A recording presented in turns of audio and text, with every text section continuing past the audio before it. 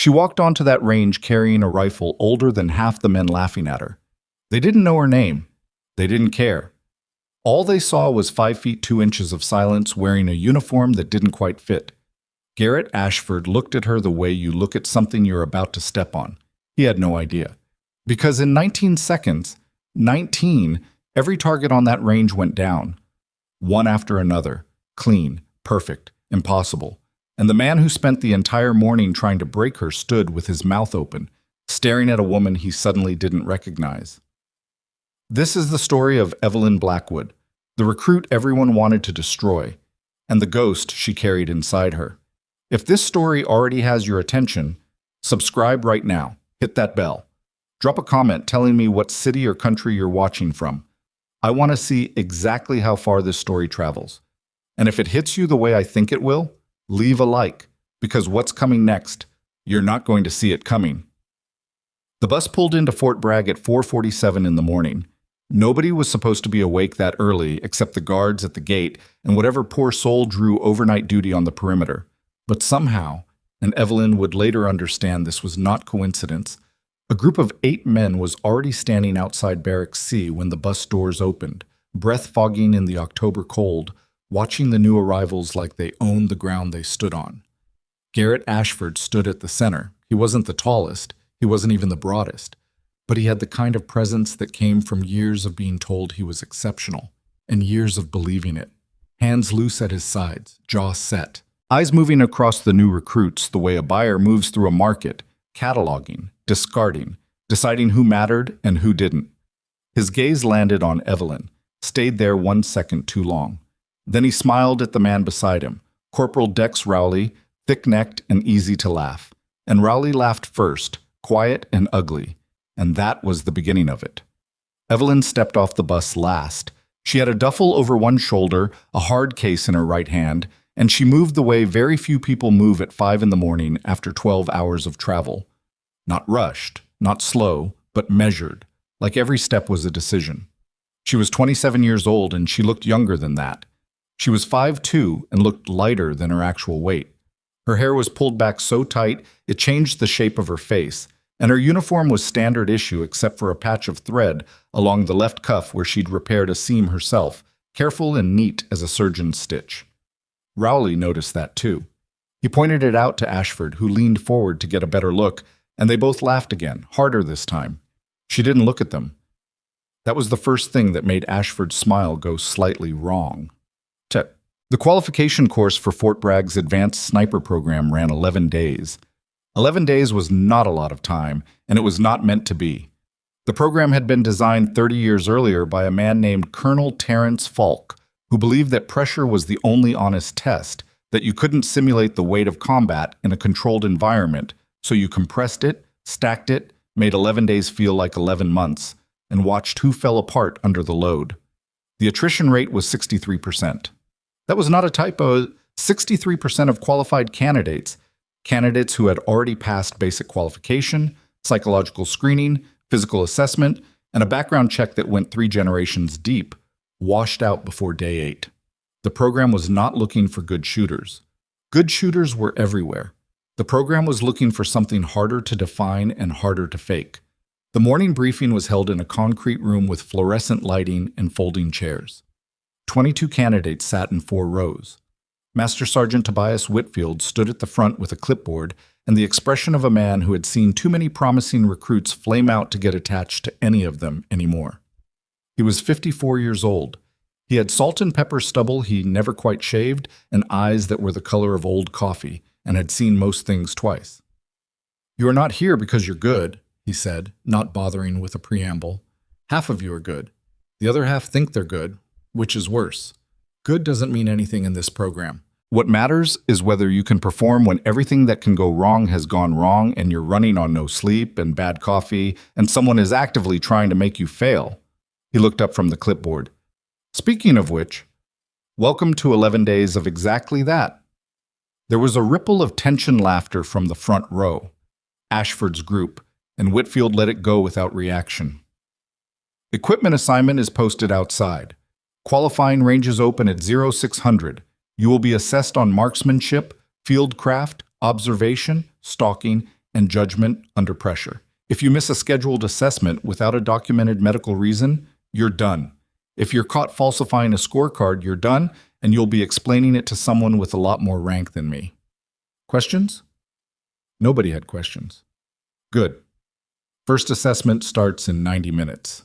The equipment room was in the basement of the range building, a long, low-ceilinged space that smelled like gun oil and damp concrete, lit by overhead panels that buzzed just slightly out of frequency with each other, so the whole room had a faint, unsettling shimmer.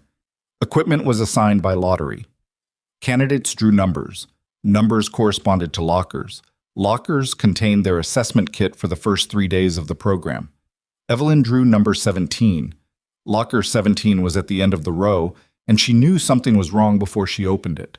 The lock was slightly warm, meaning someone had opened it recently, using a key or a pick, and then closed it again. Small detail. She noted it the same way she noted everything, without changing her expression, without breaking stride, filing it away. The rifle inside was a standard M24 variant. Or it had been. Someone had been into the barrel. Not enough to make it visually obvious, but enough to matter. She could feel the slight wrongness in the threading when she ran her thumb along the crown. The scope mount had been loosened a quarter turn on the rear ring. The trigger pull had been adjusted, heavier by at least half a pound, maybe more. She stood there for a moment, rifle in both hands, and she thought about her options. She could report it, document the tampering, request a replacement, file the paperwork that would get somebody a formal reprimand. Or she could work with what she had. She thought about what her mother used to say. Standing in the dark of their backyard at 2 a.m, wind coming off the ridge, a silhouette target pinned to a fence post 200 meters away. A bad tool teaches you more than a perfect one, Evie. The question is whether you're willing to be taught. She closed the locker, shouldered the rifle case, and walked back upstairs. Ashford was waiting near the top of the stairs. Not obviously. He was having a conversation with Rowley and a third man named Hale, leaning against the wall, easy and casual, the way people stand when they want to look like they're not waiting for something. But his eyes came up the moment Evelyn's boots hit the landing, and the angle of his shoulders shifted, just barely, toward her. "How's the kid?" he asked. His voice was pleasant. That was the thing about Ashford. His voice was always pleasant. It was the pleasantness of someone who had learned that cruelty lands harder when it comes wrapped in a smile. Evelyn looked at him. "Fine," she said. "Good, good." He nodded slowly, like she'd confirmed something he already suspected. "Range is going to be cold this morning. Wind from the north, probably 8 to 12 miles per hour. Gusting. You know how to read wind?" "I'll figure it out." "Sure." Another nod. "Let me know if you need help with anything. Some of the equipment can be tricky if you're not used to it." Rowley made a sound in his throat that wasn't quite a laugh. Evelyn looked at Ashford for one more second, then she walked past him without another word. She heard Rowley mutter something behind her. She didn't catch all of it. She caught enough. The first assessment was a basic range qualification at 300 meters, prone position, 10 shots in 8 minutes, scored on a standard military silhouette target. Wind was exactly what Ashford had predicted. North gusting, the kind of variable that separated people who'd done math in classroom conditions from people who'd done it while lying in wet grass with their heart rate elevated and someone talking in their ear. 22 candidates in the prone, 22 rifles, the range officer's flag snapping at the edge of the line. Whitfield stood at the back with a clipboard and said nothing. Evelyn settled into position and did the math. The barrel issue would push her shots left and slightly high at this distance, the imperfect crown creating just enough instability in the bullet's initial rotation to produce a consistent lateral drift. Consistent was manageable. Consistent she could account for. The trigger was heavy but predictable, which meant she needed to adjust her pull timing slightly, take up the slack earlier, let the break happen further back in the movement than she normally would. The scope was the harder problem. A half turn on the rear ring meant the scope was canting microscopically, not enough to see with the naked eye, but enough to affect her vertical at this distance. She could compensate by aiming at the upper edge of the target's center mass, which would bring her actual impact point back into the scoring zone. It wasn't elegant. It wasn't how you wanted to shoot, But it would produce hits, and hits were what got scored. She ran through it all in about 45 seconds while the range officer was still going through the safety brief. Adjust left 4 MOA for barrel drift. Heavy trigger, take up early. Scope can't? Hold high center, roughly 2 inches above natural aiming point. She exhaled slowly, measured her heartbeat, let her pulse settle into the gaps between breaths. The flag dropped. She fired. When the scores came back, Evelyn had hit 9 out of 10, all within the scoring zone, 2 in the X-ring. It was not a spectacular score. Several candidates had done better with functional equipment. But Whitfield looked at her target longer than the others. He didn't say anything. He marked the score, moved down the line. Ashford had shot a 10 out of 10 with 5 in the X-ring. He made a point of mentioning this within earshot of Evelyn while they cleared their lanes afterward, his voice carrying that same pleasant, casual tone that somehow made everything he said feel like a deliberate calculation. 9 out of 10, he said, not looking at her, swabbing his barrel. That's passing, technically. Barely. It's passing, she agreed. Sure. Yeah. He glanced sideways. Equipment treating you okay? She looked at him then. Just looked. He held her gaze for 3 seconds, then looked back at his rifle with a slight smile. Good, he said. That's good. The barracks were split by gender, which put Evelyn in a room of 4 women.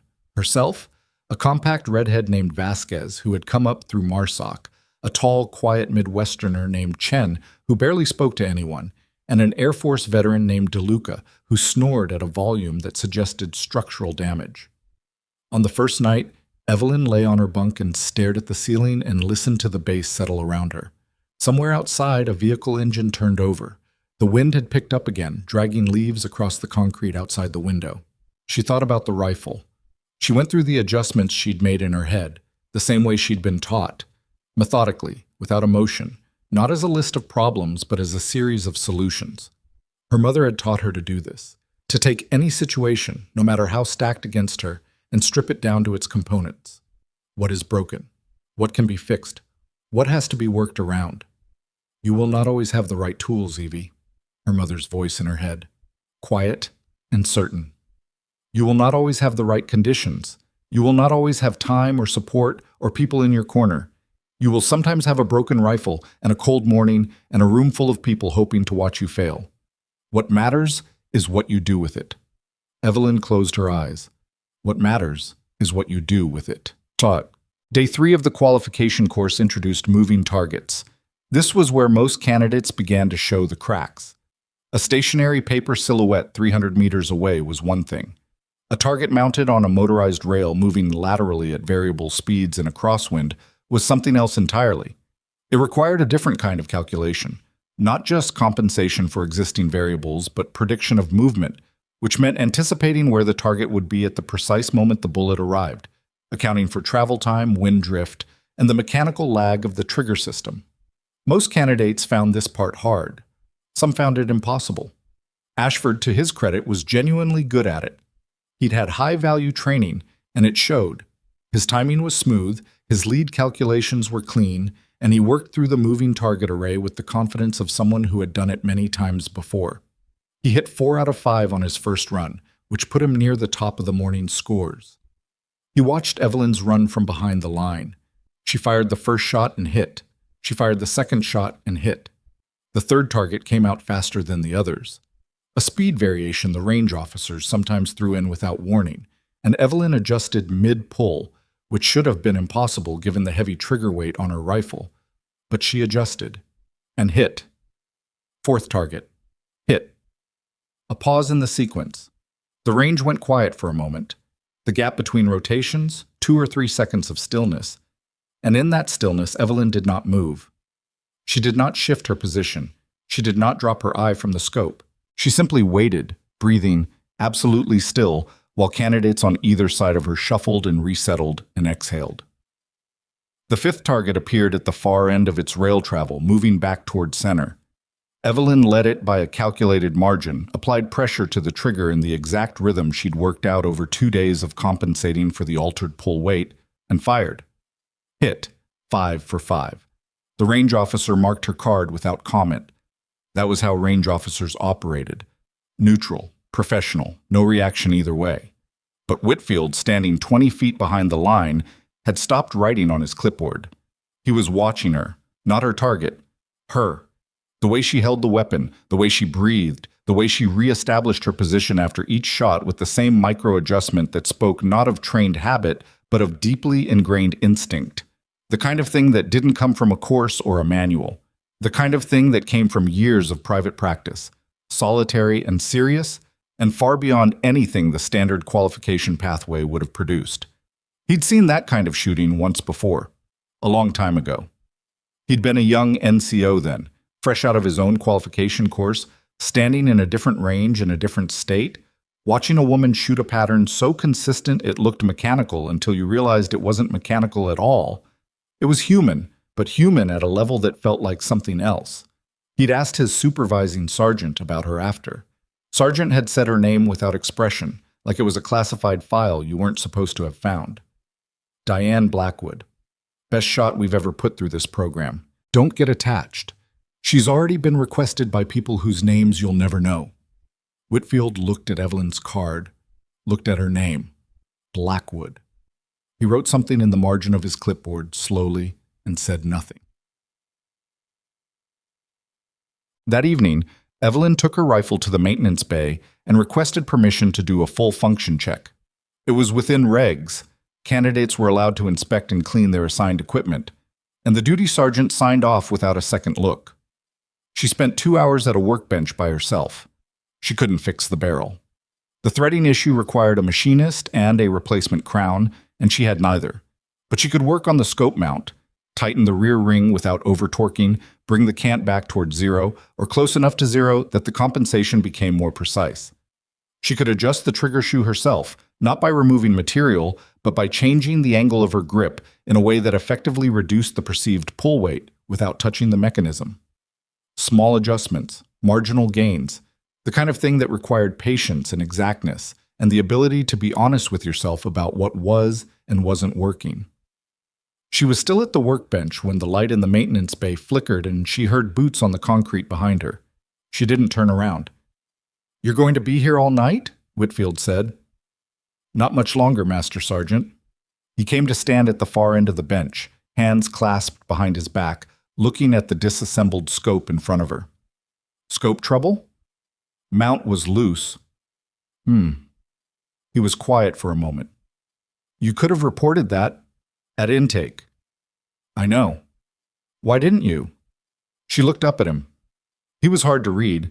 Military careers tended to do that, sand down the expressive parts of a person's face until what was left was just observation and assessment. But there was something in the way he'd asked the question that wasn't accusatory, more like he was genuinely curious about the answer. "Because I didn't know yet if it was an accident," she said. Whitfield held her gaze for a moment. "And now?" She went back to the scope mount, making a final small adjustment. "Now I know it wasn't." He didn't respond to that directly. "Where'd you learn to shoot?" he asked. "Private instruction." "Clearly." He picked up one of the loose screws from the bench, examined it between 2 fingers. "Most people who come through here with that kind of control, they've been through a formal program. Army, Marines, some kind of structured pipeline." He set the screw back down. "You don't move like someone who learned in a pipeline." Evelyn tightened the final ring screw and set down the torque driver. "Is that a question, Master Sergeant?" "More of an observation?" He straightened, took a step back. "Get some sleep, Blackwood. Day 4 is going to be a long one." He left without another word. She sat at the bench for a moment after the sound of his boots faded, looking at the rifle in front of her. Better. Not perfect, but better. She thought about her mother. She thought about the warning her mother had left her. 3 pages in a sealed envelope, pressed into her hands the last time she'd seen her alive, 4 years ago now, in a hospital room that smelled like antiseptic and orange peel, afternoon light coming through the blinds in long, pale stripes. "If you go through the program, Evie, you'll find it." Her mother's voice, already thin by then, but still precise, still exact. "You'll find the thread that leads back to everything. And when you do, you find Hargrove. You understand? Whatever happens, you find Hargrove." She'd asked, What will he tell me?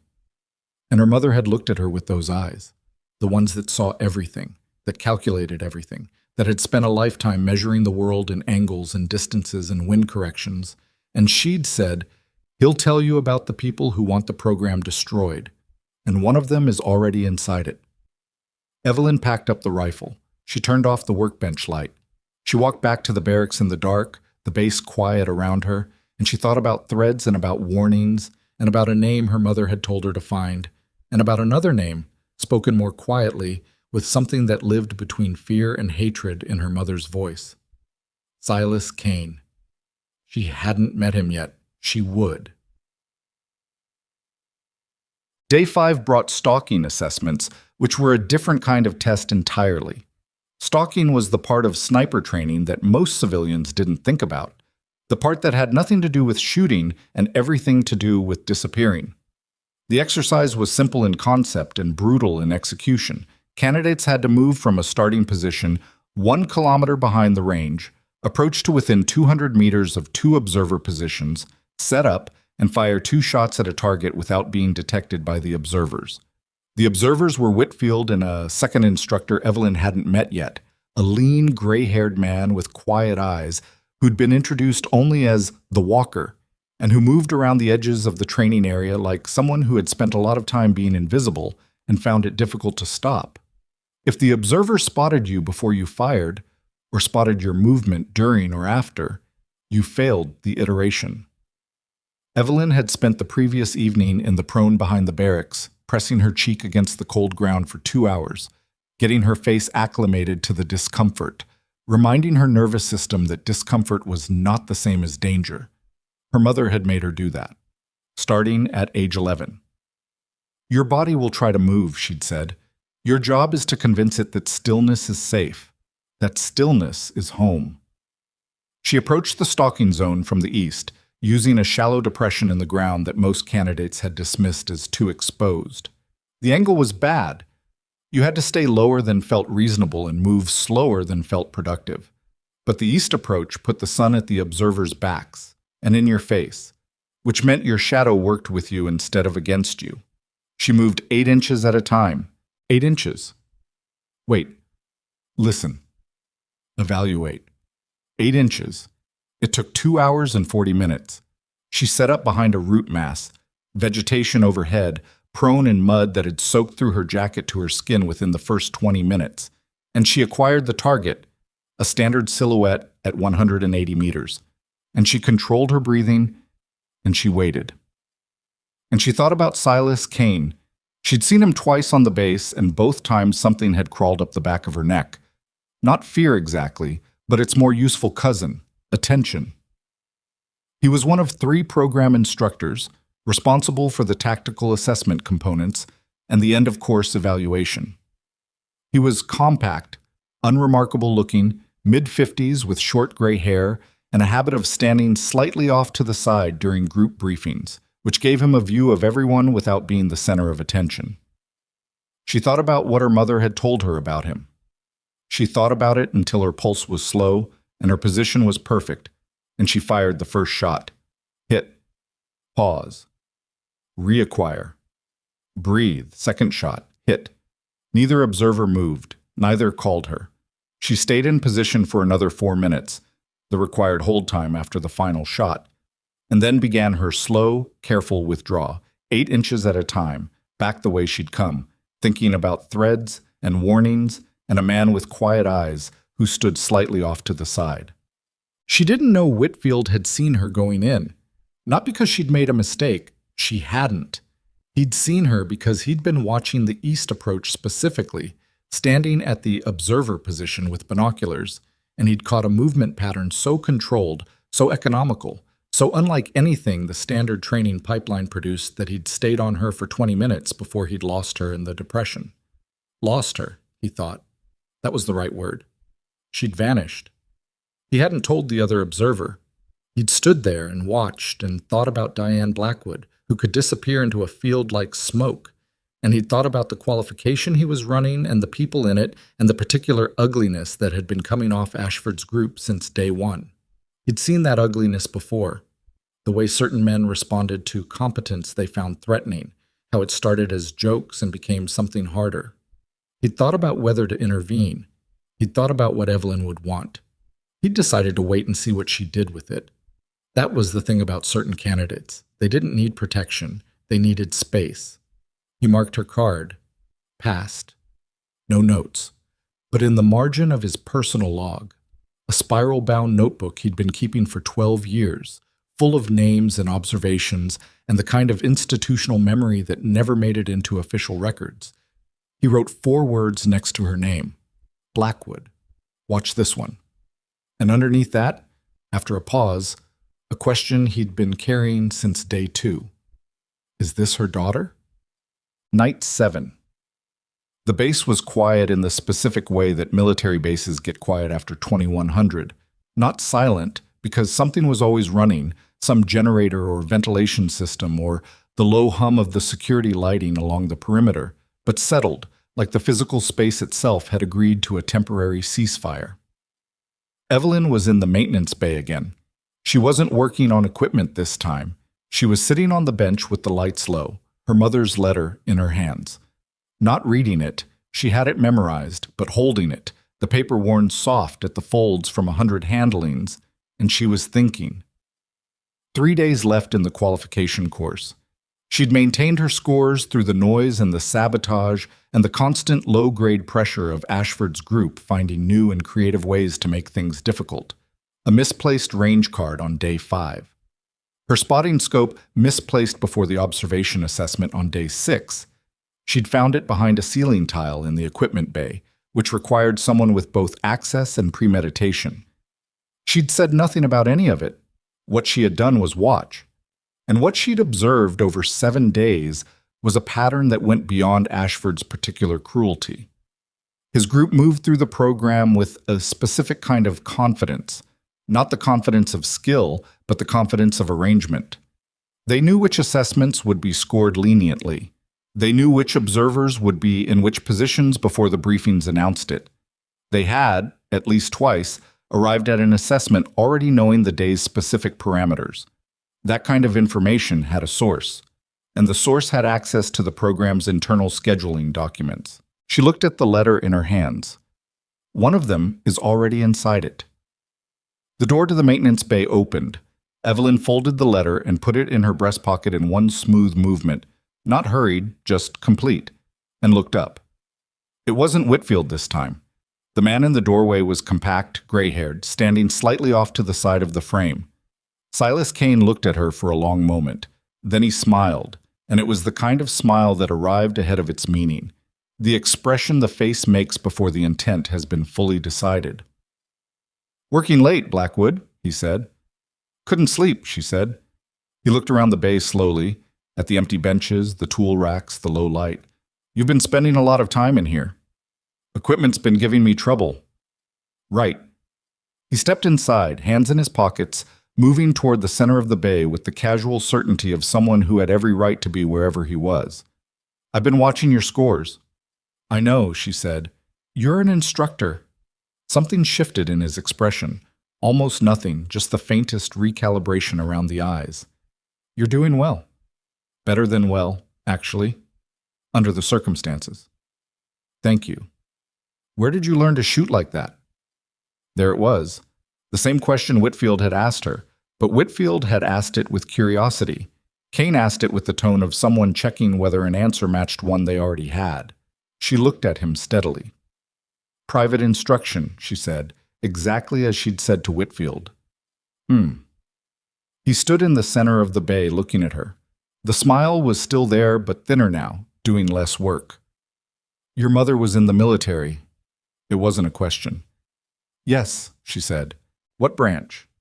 A pause.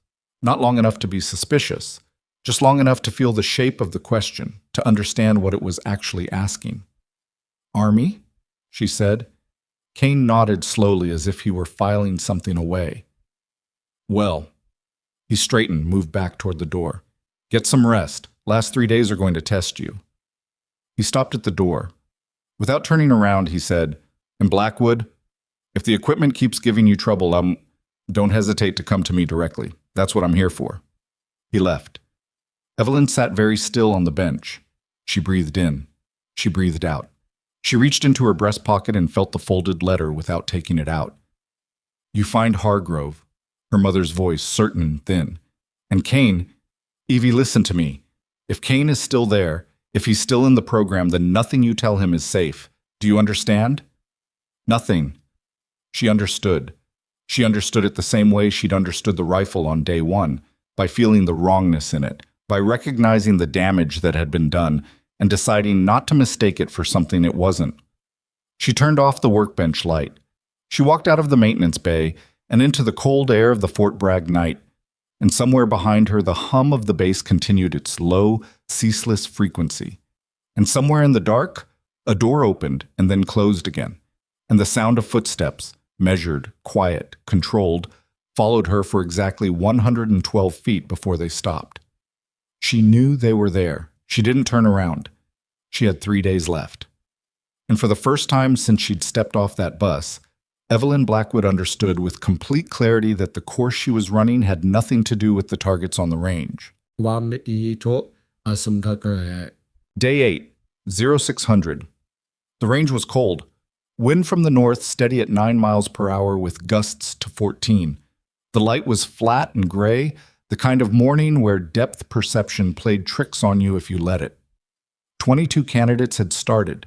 16 remained. Whitfield stood at the back of the range, clipboard in hand, watching them settle into their positions. His face gave nothing away. It never did. But his eyes moved through the line with that particular practiced attention, landing on each person for exactly as long as necessary, and then moving on. They came to rest on Evelyn. He watched the way she placed the rifle, watched the way she measured the wind. She didn't use a wind meter. She used the vegetation at the range boundary, reading the movement of the grass at different distances the way you'd read a current in moving water. She adjusted her position by 3 degrees. She settled her breathing. Whitfield wrote something on his clipboard and then crossed it out and wrote it again. Then he heard footsteps behind him and turned to find Colonel Nathaniel Hargrove walking onto the range. Hargrove was 61 years old and moved like a man who had made peace with gravity on his own terms. Deliberately, precisely, with the quiet authority of someone who had spent 4 decades earning the right to go at whatever pace he chose. He was broad-shouldered and narrow-eyed, and he wore his rank like it was just another piece of kit. He stopped beside Whitfield without preamble. "Morning," Whitfield said. Hargrove looked at the line of candidates. "Which one am I here to see?" Whitfield indicated without pointing, just a shift of his eyes toward the left end of the line, toward number 17, toward Evelyn, who was lying in the prone position and staring through her scope with complete stillness. Hargrove looked. For a long moment he didn't speak. Then, "What's her name?" "Blackwood," Whitfield said. Hargrove went very still. Not the stillness of a person who has heard something surprising. The stillness of a person who has heard something they have been half expecting for a very long time and are only now discovering they were not prepared for. He looked at Evelyn's prone form, at the way she held herself, at the way she breathed, at the rhythm. "Christ," he said very quietly, not an exclamation, more like a recognition.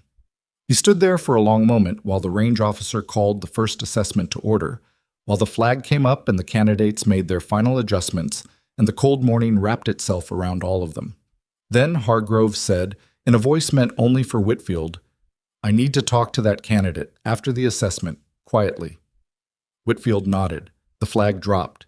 The range came alive with the crack and echo of rifle fire, 22 weapons firing in sequence, scores being computed and recorded, the whole mechanical apparatus of military assessment churning forward. And on the far left of the line, Evelyn Blackwood fired her first shot. Whitfield watched it hit exactly where she'd intended. He watched Hargrove watching her. He watched the colonel's face do something complicated and private, something that had nothing to do with assessment criteria or qualification scores. He watched him reach into his breast pocket and touch something there. A reflex, unconscious, the kind of thing you do when you suddenly need to remember that something real exists. And then the second target appeared on the rail, moving laterally across the range at variable speed, and Evelyn was already adjusting, already calculating, and Hargrove took one slow breath and watched, and his jaw was tight and his eyes were too bright, And Master Sergeant Whitfield understood without being told that whatever history existed between Colonel Nathaniel Hargrove and the name Blackwood, it was not finished, not even close. The assessment ended at 0843. Scores were collected, cards turned in, candidates clearing their lanes in the particular organized silence that follows any high-pressure evaluation, the release of held breath, the loosening of shoulders, the way people stop performing precision and become ordinary again. Some of them talked. Some of them didn't. Ashford ran his hand over the breech of his rifle with something close to affection, already doing the math on his score, already comfortable with the answer. Evelyn broke down her position methodically, the way she always did. Scope caps first, then bolt, then magazine, then case. She didn't rush. She was aware of Hargrove standing at the back of the range.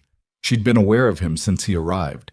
You didn't spend 11 years learning to read a room from your mother without developing a sensitivity to the specific weight of someone watching you with recognition rather than assessment. He knew something, or he suspected something. Either way, he hadn't looked away from her for most of the assessment, and that mattered. She zipped the rifle case and stood. Whitfield was at her shoulder before she'd taken 3 steps. "Colonel wants a word," he said quietly. "Conference room B, 10 minutes." She nodded. Whitfield moved off without further comment, already redirecting toward Ashford's group, and Evelyn watched him go and then looked across the range to where Hargrove had been standing. He was gone. Conference room B was a narrow rectangle on the 2nd floor of the range building, furnished with a table that had seen better decades and 4 chairs that didn't quite match. A window at the far end overlooked the motor pool. The radiator ticked. Hargrove was already inside when Evelyn knocked and entered, standing at the window with his hands clasped behind his back, looking out at the vehicles below. He didn't turn around immediately. She came to attention by the door. "Close it," he said. She closed it. He turned then, and she got her first real look at him. Not the long-distance profile from the range, but the full detail, up close. He was older than she'd estimated from the observation tower view. The lines in his face ran deep, the kind that came from sustained exposure to weather and decision, and his eyes were a pale, clear gray that she recognized the way you sometimes recognize a landscape you've only seen in photographs. Her mother had described those eyes, exactly those eyes. He looked at her for a long moment without speaking, and she let him look, standing easy, hands at her sides. "Blackwood," he finally said. "Sir." "First name?" "Evelyn, sir." He pulled out the chair at the head of the table and sat down. He gestured at the chair across from him. She sat. "Your mother's name was Diane," he said. Not a question. "Yes, sir."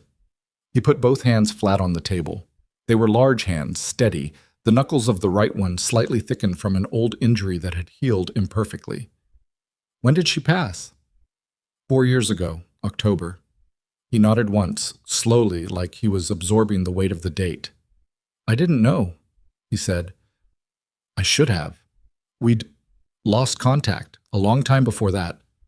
Evelyn said nothing. "She sent you here," he said. "She suggested I come.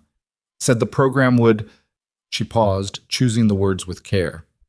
"Clarify things." "Clarify?" The corner of his mouth moved, not quite a smile. "That sounds like her." He looked at the table for a moment, and something moved across his face that was too private to name. Then he looked back up. "She trained you." "Yes, sir." "Everything I'm seeing out there, that's her work?" "Mostly." "Mostly," he repeated. He studied her. "You've been carrying around a compromised rifle for 8 days, and you've been shooting like that with it.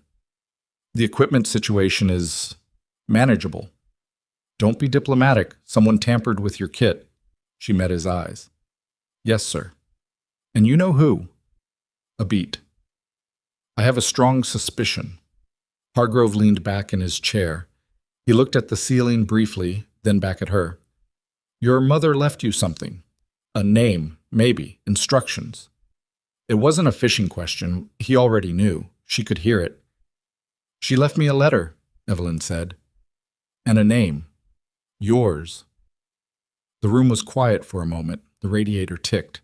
Outside the window, a truck engine turned over in the motor pool. What else did she leave you? He asked. Evelyn looked at him steadily. Another name. He didn't ask which one. His jaw tightened by a fraction, and that told her he didn't need to ask. How much did she tell you? He said. Enough to be careful.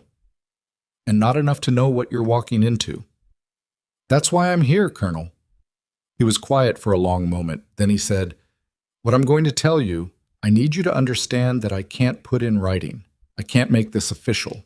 If you take what I tell you and try to run it up the chain through formal channels, it will disappear, and you will have made yourself visible to people who are much better at making problems go away than you are at creating them. Do you understand what I'm telling you?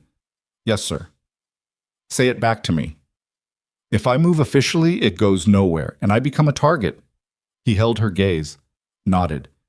Your mother was the best operative this program ever produced. That is not an exaggeration, and it is not sentiment. She was something that happens maybe once in a generation. And the mission that ended her career, that sent her underground, off the books, off the grid for 20 years, that mission had a leak. He let the words sit there for a second. The leak came from inside this program. Evelyn kept her face steady. She figured it out, he said, 3 months before she disappeared from official records. She told me. I didn't move fast enough, and by the time I had enough to act, she was already gone and the paperwork had been cleaned up around her. Whoever did it was good, professional, the kind of clean that takes institutional access and patience. Kane, Evelyn said. It landed in the room like a stone in still water. Hargrove didn't flinch, but something behind his eyes hardened. Your mother told you. She warned me. She was right to. He looked at the window. Kane has been in this program for 16 years. He's careful. He's patient. He's never given me anything I could take to an IG or a JAG officer and make stick. But there are patterns.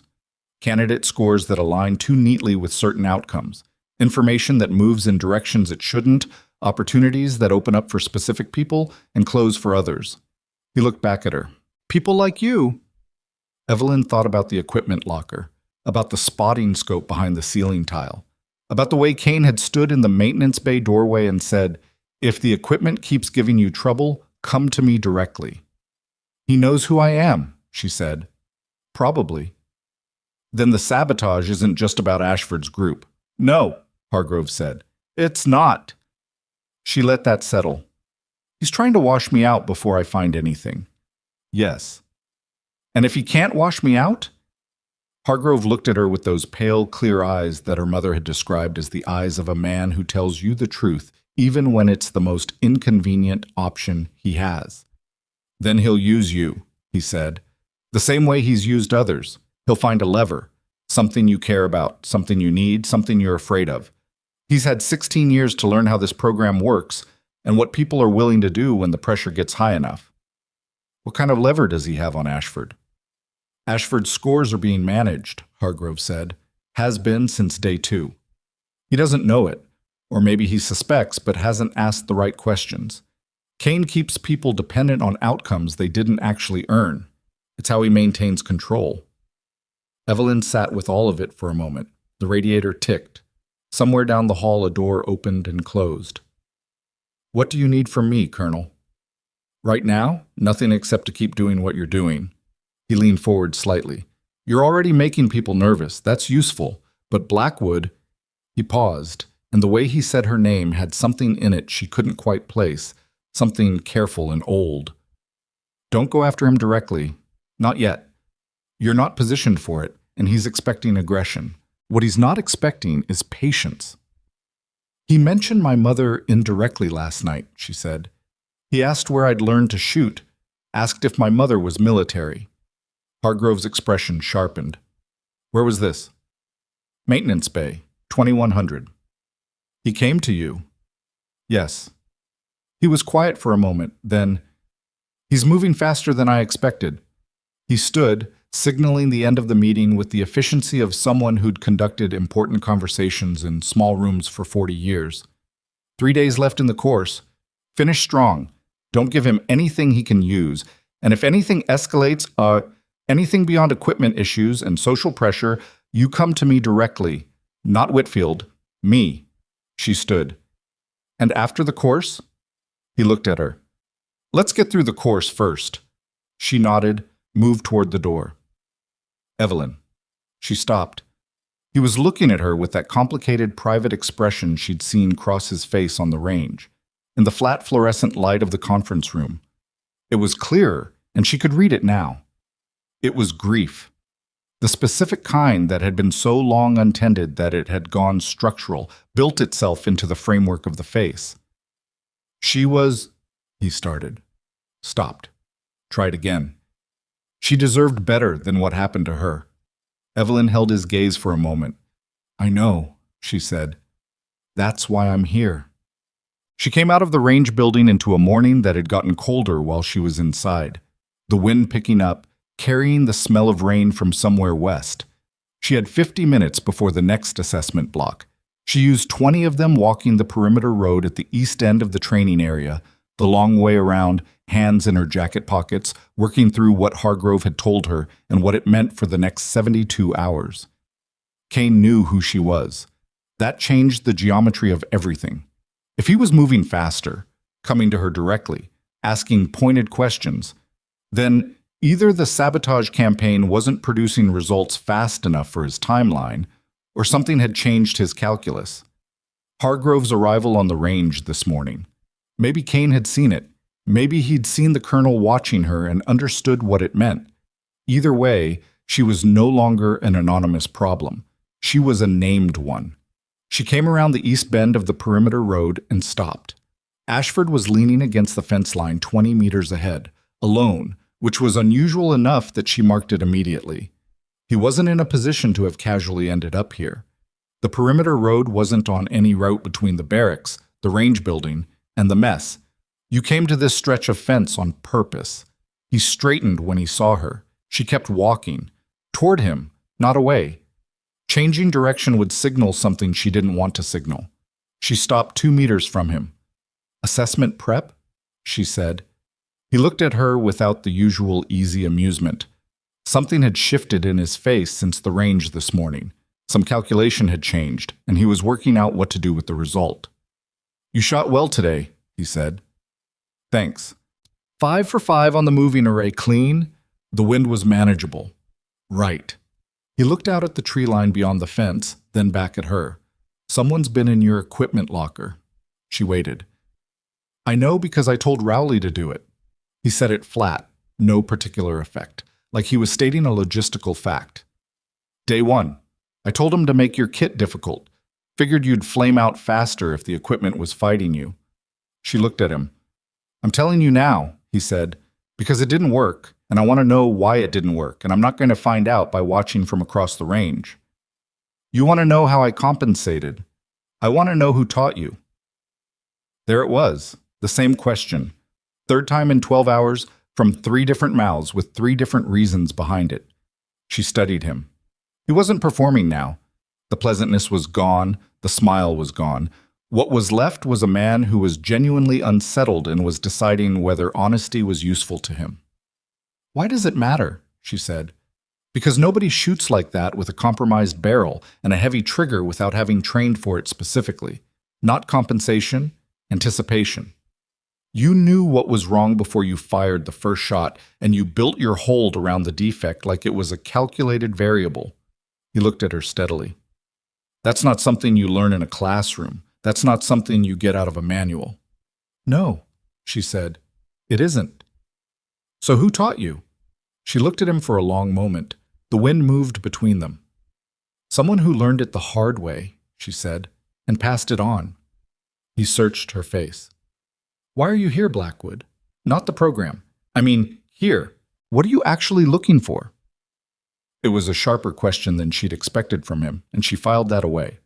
The possibility that Garrett Ashford was more perceptive than he performed, that the arrogance was a layer over something more complicated.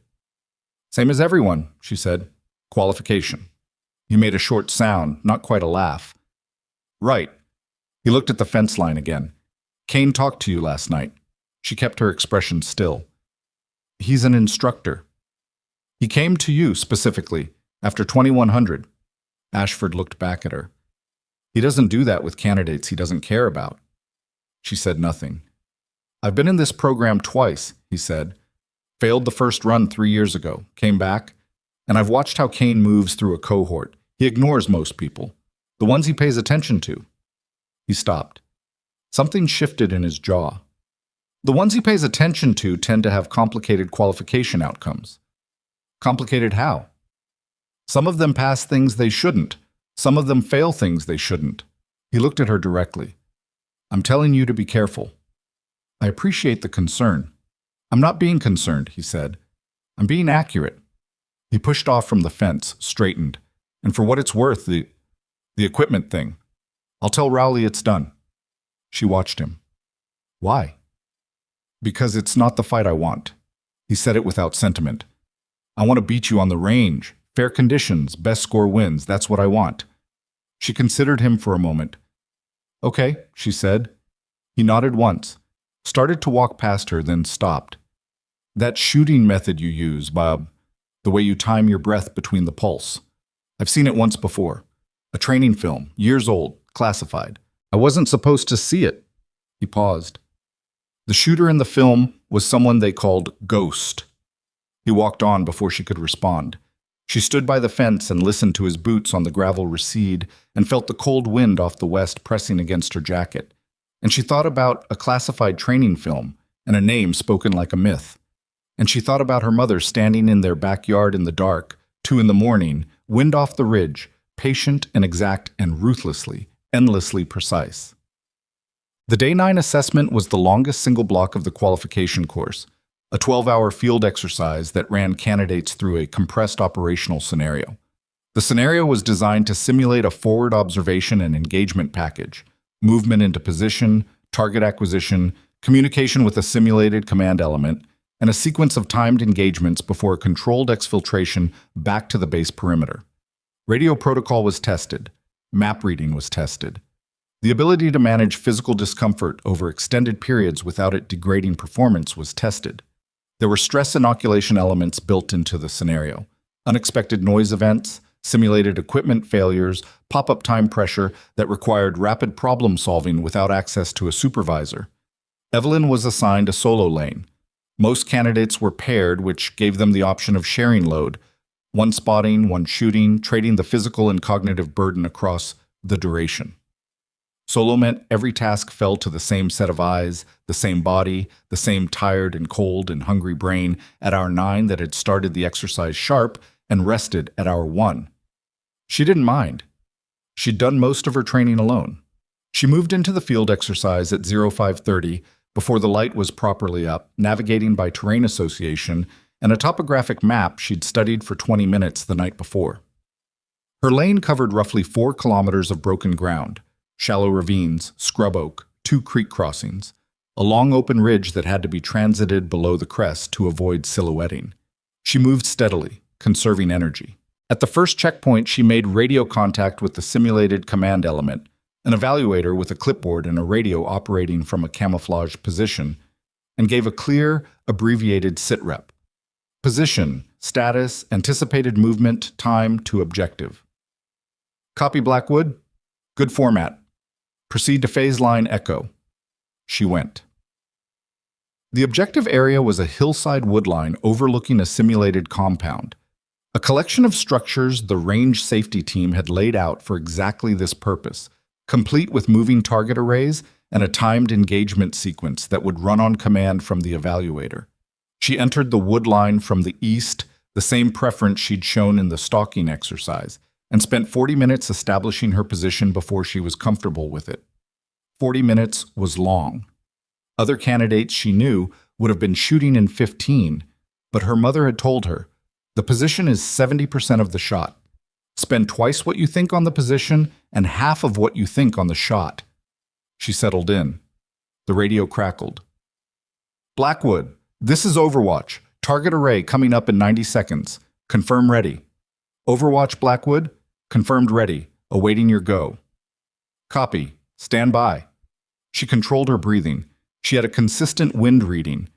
East-southeast at 6, no gusting in the woodline, slightly more exposure at the range midpoint. She'd already done the math. Blackwood, overwatch, execute. The first target appeared. She fired.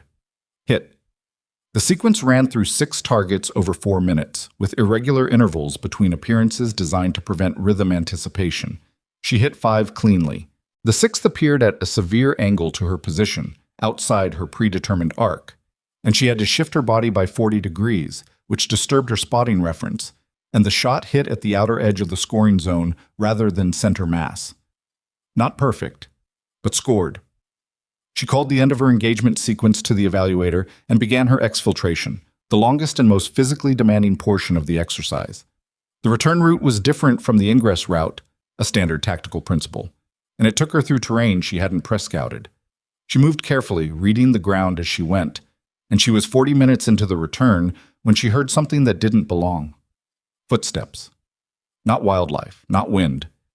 Footsteps, paced and deliberate, moving parallel to her route from somewhere uphill to her left, maintaining a consistent separation of roughly 30 meters. She slowed, kept moving, but slower, quieter, extending her senses out to the left flank. The footsteps maintained their pace, matching her. She stopped behind a stand of scrub oak and waited. The footsteps stopped. 30 meters uphill. Still. Patient. She waited 2 minutes, then 4, then 6. Nothing moved. She started again. The footsteps started again. The same measured pace, the same separation. It was not an evaluator conducting an observation. Evaluators moved to observe, not to parallel. And the lane assignments were documented. Nobody from the program should have been in her lane during her exercise window. She worked her way through the remaining terrain to the exfiltration point, delivered her final sit rep to the end-of-lane evaluator, and stood in the pale afternoon light getting her breath back while the evaluator marked her card. "Good run," the evaluator said, neutral professional. "Thank you." She paused. "Is this lane shared today? Did another candidate come through here?" The evaluator looked at his schedule sheet. "Lane solo, just you." "Thank you," she said again. She walked back toward the range building, and she thought about footsteps in the woods and a man who asked pointed questions at 2100 and a colonel who told her not to move officially, and she thought about the fact that whoever had been paralleling her in that woodline had been good enough to track her for 40 minutes without her picking them up sooner. That was a professional skill, not a candidate's skill. She was halfway back to the range building when her radio crackled. Not the assessment frequency, a different one. A channel she hadn't been assigned and hadn't tuned to and should not have been receiving. A voice. One word. Her name. Then silence, and then just the hiss of empty air, and then nothing. She kept walking, face forward, pace unchanged, and her heart was doing something behind her sternum that it hadn't done at any point during the 12-hour exercise. Not during the shots, not during the exfiltration, not during the 6 minutes of stillness behind the scrub oak. It was doing it now. Because the voice on that channel had been calm and quiet, and had said her name the way you say a name when you want someone to know you've been watching them. And she recognized it. Kane's voice. She was certain of it before she'd taken another 10 steps, the way you're certain of something your body recognizes before your brain has finished processing. The cadence, the controlled flatness of it, the particular quality of someone who speaks quietly, because they've learned that quiet carries further than loud. She didn't change her pace. She didn't look around. She walked the remaining 400 meters to the range building with her face forward and her hands loose at her sides, and she thought about what it meant that he'd gotten a transmission to her on an unassigned frequency during a solo assessment lane, and what it meant that he'd done it with one word and then gone silent. It meant he had comms access that went beyond standard instructor authorization. It meant he'd been watching her lane in real time, and it meant he wanted her to know both of those things. That was the part that stayed with her longest, the deliberateness of it. He wasn't trying to disorient her. He was demonstrating capability, showing her the edge of what he could reach, the same way you show someone a locked door, not to keep them out, but to let them know you have the key. She turned in her assessment card at the range building desk and went upstairs to change out of her field clothes. And she did not go to Hargrove, and she did not go to Whitfield.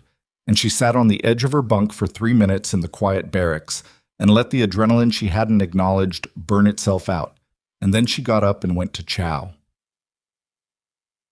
Mas. Day 10. 2 candidates had washed out overnight. One medical, one voluntary withdrawal, the kind that happens when someone makes peace with a decision they'd been approaching for days. That left 14. 14 from 22, which was slightly better than the historical attrition rate and slightly worse than the mood in the mess hall suggested people wanted it to be. The final assessment day was tomorrow. Today was what Whitfield called the integration block, a series of combined skill evaluations designed to stress test everything simultaneously, the way actual operational conditions stressed everything simultaneously, because real situations didn't wait for you to finish being tested on one thing before introducing the next. The integration block ran in teams of 2. The pairing assignments were posted outside the briefing room at 0600, and Evelyn was reading them when Vasquez appeared at her shoulder, the compact redhead from her barracks room, scanning the list with the brisk efficiency of someone who made decisions fast. "You got Ashford," Vasquez said. "I see that. That's either a gift or a problem." "Probably both," Evelyn said, and moved toward the briefing room. The integration block scenario was an extended target package. 2 shooters, 1 primary, and 1 spotter, alternating roles across 3 separate engagement positions, with movement between positions timed and evaluated, radio communication scored, and a final simultaneous engagement where both shooters had to fire on separate targets within a 2-second window of each other. Timing mattered. Coordination mattered. The ability to communicate under pressure in the compressed, unambiguous language that kept people alive mattered. Ashford arrived at the staging area already geared up, his kit clean and organized, rifle slung across his chest. He looked at her once, assessed, and then looked at the terrain map posted on the briefing board. "You want primary or spot on the first position?" he said. "Spot," she said. "I want to see how you read the wind at position 1 before I shoot." He looked at her sideways. "Fair." They went over the map together, standing shoulder to shoulder, and she noticed that he was a good map reader. Natural orientation, efficient route selection, the kind of spatial reasoning that didn't need to be verbalized. He traced the movement route with his index finger, and she noted one adjustment, and he nodded without comment and incorporated it. No argument, no posturing. That was different from how he'd operated for the first 9 days. She filed it. "Radio check at each position before engagement," she said. "I'll handle comms." "Fine." 2-second window on the final sequence. I'll call the shot. He looked at her then. "You'll call it." "I've got the better angle on the primary from position 3. You'll be on the secondary. I'll call the window and you break on my mark." He thought about it for exactly 2 seconds. "Okay," he said. She picked up her kit, and they moved out. The first position was a long 400-meter shot from a ridge crest that required them to crawl the final 60 meters to avoid skylining. Ashford moved well in the approach, set controlled, low, no unnecessary motion. She spotted, called his wind corrections in clipped, precise terms, and he shot clean. 3 targets, 3 hits, 1 slightly right that she'd called wrong by half a correction and owned without explanation. "My wind read," she said. "Yeah," he said, without making anything of it. Second position involved a creek crossing and a 300-meter approach through scrub that took them 20 minutes longer than the scenario timeline suggested it should. The terrain was worse than the map indicated, a common condition, maps being optimistic documents, and they made the adjustment without discussion, both of them reading the ground and recalculating simultaneously and arriving at the same solution without needing to talk about it. She took primary on position 2. She settled into her shooting position and felt immediately the difference. The barrel issue on her assigned rifle was still there, still consistent, still manageable. But her compensations were so thoroughly internalized by now, 10 days in, that the gun felt less like a problem and more like a known quantity, like an old vehicle that pulled slightly left, which you corrected for automatically without thinking about it. She heard her mother's voice. "You will not always have the right tools." She fired. Hit. Again. Hit. The third target was the moving engagement, lateral movement at irregular speed. And she tracked it with the patience her mother had spent years teaching her, the willingness to wait for the right moment rather than firing at the first available one. And when the moment arrived, she broke the shot cleanly, and the target dropped, and Ashford said, "Hit," into the radio, and she was already moving. Musad. They were between positions 2 and 3, crossing open ground at a controlled jog, when Kane appeared. He was standing at the edge of the evaluation area with a clipboard, which was within his authority as an instructor, and he was watching them, which was within his authority as an instructor. And there was nothing about his presence that would look wrong to anyone observing the scenario from a distance. But he'd positioned himself directly on their route to position 3. Ashford saw him and his pace faltered slightly, just for a step, before he corrected. Evelyn kept her pace exactly the same. Kane didn't move to intercept them. He simply stood and watched, and as they passed within 15 meters of him, he said conversationally, "You're running 2 minutes behind the scenario timeline, Blackwood." "Terrain adjustment," she said, not slowing. "The timeline exists for a reason. So does accurate ground navigation." A pause. She was past him now, not looking back. "Position 3 access route is closed," he said to her back. "Safety flag. You'll need to route around the north slope." She stopped. Ashford stopped beside her. She turned around. Kane was looking at her with that composed, unreadable expression. His clipboard was in his left hand. He hadn't written anything on it since they'd come into view. "When was it flagged?" she said. "This morning." "It wasn't on the safety brief." "Post-brief update." She looked at him. He looked at her. 15 meters of October air between them and the sound of wind in the scrub oak, and somewhere behind them, the distant crack of another candidate pair working through their own assessment. The north slope route to position 3 added roughly 800 meters and 14 minutes of movement. They were already 2 minutes behind the scenario timeline. Adding 14 minutes would put them outside the assessment window entirely, which meant the position 3 engagement sequence would not be scored. Incomplete sequence. Failed assessment. "Can I see the flag documentation?" she said. Something shifted in Kane's expression. Not much, just the slight reorganization of features that happened when someone encountered a response they hadn't fully anticipated. "It's verbal," he said. "I'm informing you now. That's standard protocol for post-brief safety updates.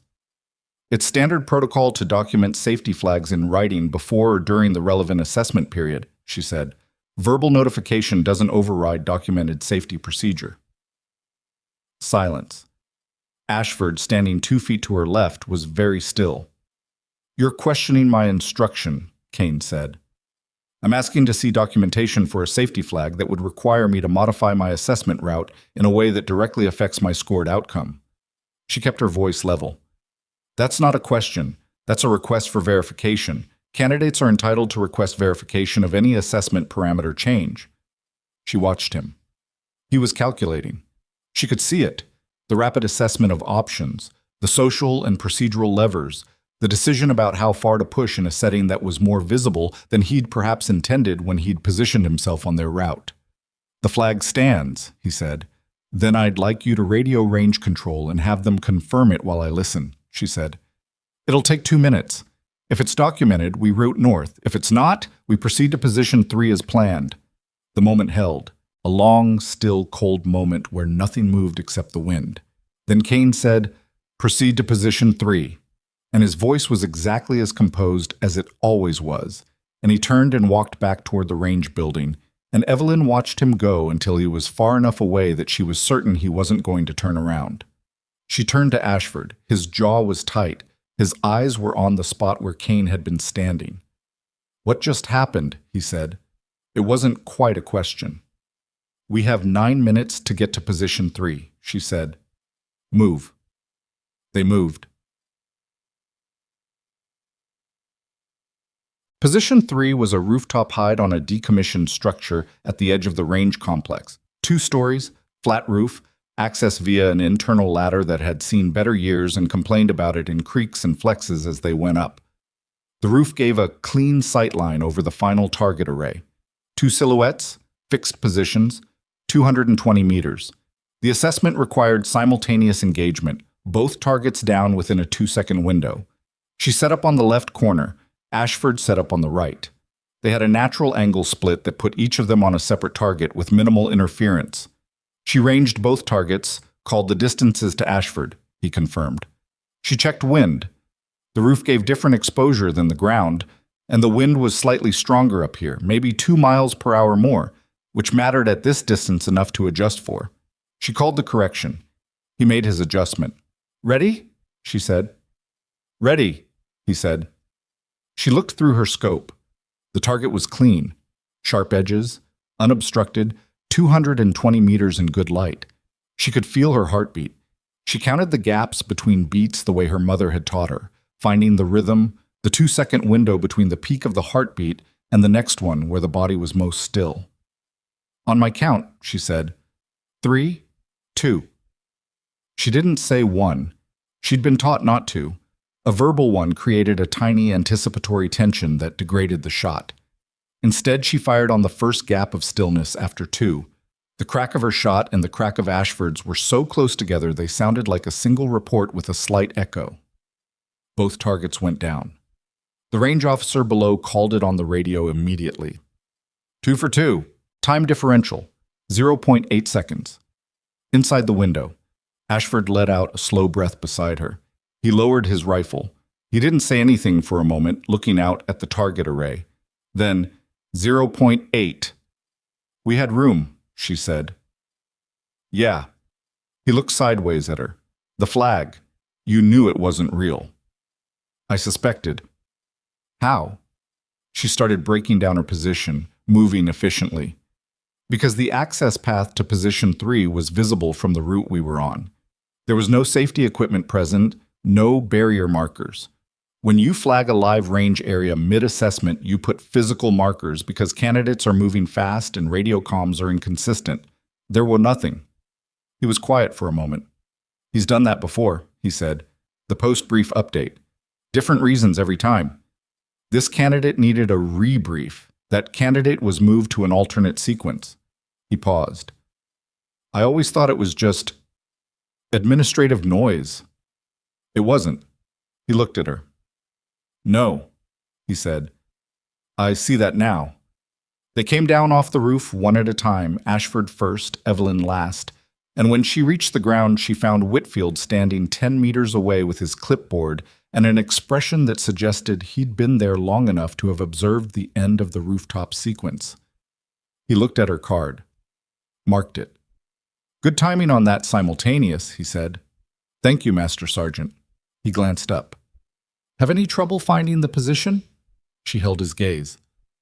"The route was clear," she said. Something moved in his eyes. He nodded once. Dismissed. Final day. The last assessment in the Fort Bragg qualification course was the one they called the Gauntlet, which was not an official name, but had become institutional through years of use because it was accurate. It ran candidates through a compressed sequence of every skill block in the course: marksmanship, fieldcraft, observation, stalking, radio procedure, judgment under pressure, in a single continuous evolution that lasted from 0600 until it ended, which was whenever the last candidate finished or failed. No breaks built in. No scheduled pauses. You moved from one element to the next, and the elements didn't wait for you. 14 candidates had started day 10. 12 were present for the Gauntlet briefing, 12 who had survived 10 days of this program, and come back for an 11th, and the energy in the briefing room was a specific kind of controlled exhaustion. The focus of people who are too tired to waste energy on anything but the thing directly in front of them. Whitfield ran the briefing. Kane stood at the back of the room. Evelyn sat in the second row and took notes on a small green notebook in the compressed, abbreviated notation she'd developed over years of her mother's instruction. Not standard military abbreviation, something more personal and faster, designed for her own hand and no one else's. She didn't look at Kane. She was aware of him the way you're aware of a loose step on a staircase. Present, noted, given appropriate clearance without fixating on it. The briefing ended. Whitfield said, "Final sequence is a moving target array. 5 targets. Conditions as presented. No equipment substitutions." He looked at the room. "Good luck," he said. and did not sound like he meant it as a pleasantry. The moving target range was the longest stretch of the facility, a 400-meter track with 5 target systems mounted on independent rails, each capable of variable speed and direction changes, run by a control operator from a booth at the far end. The weather that morning was the worst of the 11 days. A low front had moved through overnight, bringing wind from multiple directions in shifting patterns, rain that hadn't yet fully committed but was threatening to, and a sky the color of old concrete. Candidates ran the sequence individually, in order of their lottery assignment, with 30 minutes between runs to prevent observation of the prior shooter's results. Evelyn drew position 11, second to last. She spent the wait time doing nothing active. She sat in the staging area and breathed and let her mind settle, which was harder than it sounded because her mind kept returning to the same 2 things: the radio transmission the night before, Kane's voice saying her name, and the expression on Ashford's face when she'd called the simultaneous shot and they'd both felt it connect. 2 different kinds of reckoning, one that was coming for her and one that was behind her. At position 11's call time, she walked to the range with her rifle in her right hand, crossed the line, and went prone. The range officer ran through the safety brief. She'd heard it 11 times. She let it move through her and focused on the wind. The main problem today, because the shifts were irregular and the track ran perpendicular to the primary wind axis, which meant a target moving in one direction was moving into a headwind, and a target moving in the other direction was moving with a crosswind, and the math changed mid-sequence. Her mother had taught her wind in a field behind their house, standing in all kinds of weather, summer and winter and every season between, making her read the same stretch of ground in different conditions until it stopped being calculation and started being intuition. Not guessing. Informed intuition, which was different. The difference between a musician who'd practiced scales until they stopped hearing them as scales and started hearing music. She heard music. The range officer said, "Blackwood, range is hot. Targets will run on my mark." "Ready?" she said. "Range, Mark." The first target came out. It moved left to right at a moderate pace, medium fast, the kind of speed that most candidates handled comfortably. She tracked it, led it by her calculated margin, fired. Hit. The second target appeared before the first had fully cleared, a deliberate overlap designed to create urgency, and she transitioned with a breath and a micro-adjustment to her position, 4 degrees right, and fired. Hit. Third target. Faster. Moving right to left into the prevailing wind, which meant her lead calculation had to account for deceleration that the target's mechanism wouldn't show visually. She had to trust the math rather than the eye. She trusted the math. Hit. A pause. 3 seconds, which was enough time for a shooter to relax, to shift weight, to mentally leave the immediate problem. Her mother had made her practice through the pauses specifically, holding her position through arbitrary waits until the stillness became indistinguishable from movement, just a different speed of the same process. Fourth target. Moving left to right again, but the wind had shifted in the pause. She felt it on the back of her neck, maybe 3 degrees of rotation, which at this range meant a quarter MOA adjustment, and at this target speed meant leading by a slightly different margin than the first target despite the same direction of movement. She made the adjustment in the half second of her breath. Fired. Hit. The 5th target took 14 seconds to appear. 14 seconds was a long time when you were prone on cold ground with a wind that was trying to make decisions for you. Other candidates had broken position during this gap. She'd heard about it from Vasquez, who'd run early in the order, the way the long pause on the 5th target had caused people to exhale fully, sink into the ground, let their hold soften. She didn't soften. She stayed exactly where she was, exactly as she'd been, and she breathed in the controlled rhythm her mother had given her, and she waited, and she thought about nothing except the wind and the distance and the angle. The 5th target appeared at the far end of its rail, the extreme position nearly perpendicular to her sightline, moving at the highest speed the system ran. It was the hardest configuration the range produced, not because the math was impossible, but because you had so little time to apply it. She'd known it was coming. The sequence always ended at maximum difficulty. She acquired the target. She had perhaps a second and a half. She ran the numbers, distance, speed, wind correction, barrel compensation, in a process that had no individual steps anymore, only an outcome. The way you don't think about balancing when you walk, you just walk. She fired. The range went silent. Then the range officer's voice from the booth. Hit! She heard it without moving, stayed in position, breathing. Let it be real for a moment before she let herself respond to it. 5 for 5. She heard someone say something from the staging area. She didn't catch the words, just the tone. Something sharp. She heard Whitfield say something back, quieter. And the sharp voice went quiet. She rose from the prone slowly, the way her body needed to after 90 minutes of that particular kind of stillness. Joints complaining, cold ground having worked its way through every layer. She shouldered the rifle. She walked back past the line to the scoring table where the range officer was filling out her card. He handed it across without comment. She looked at it.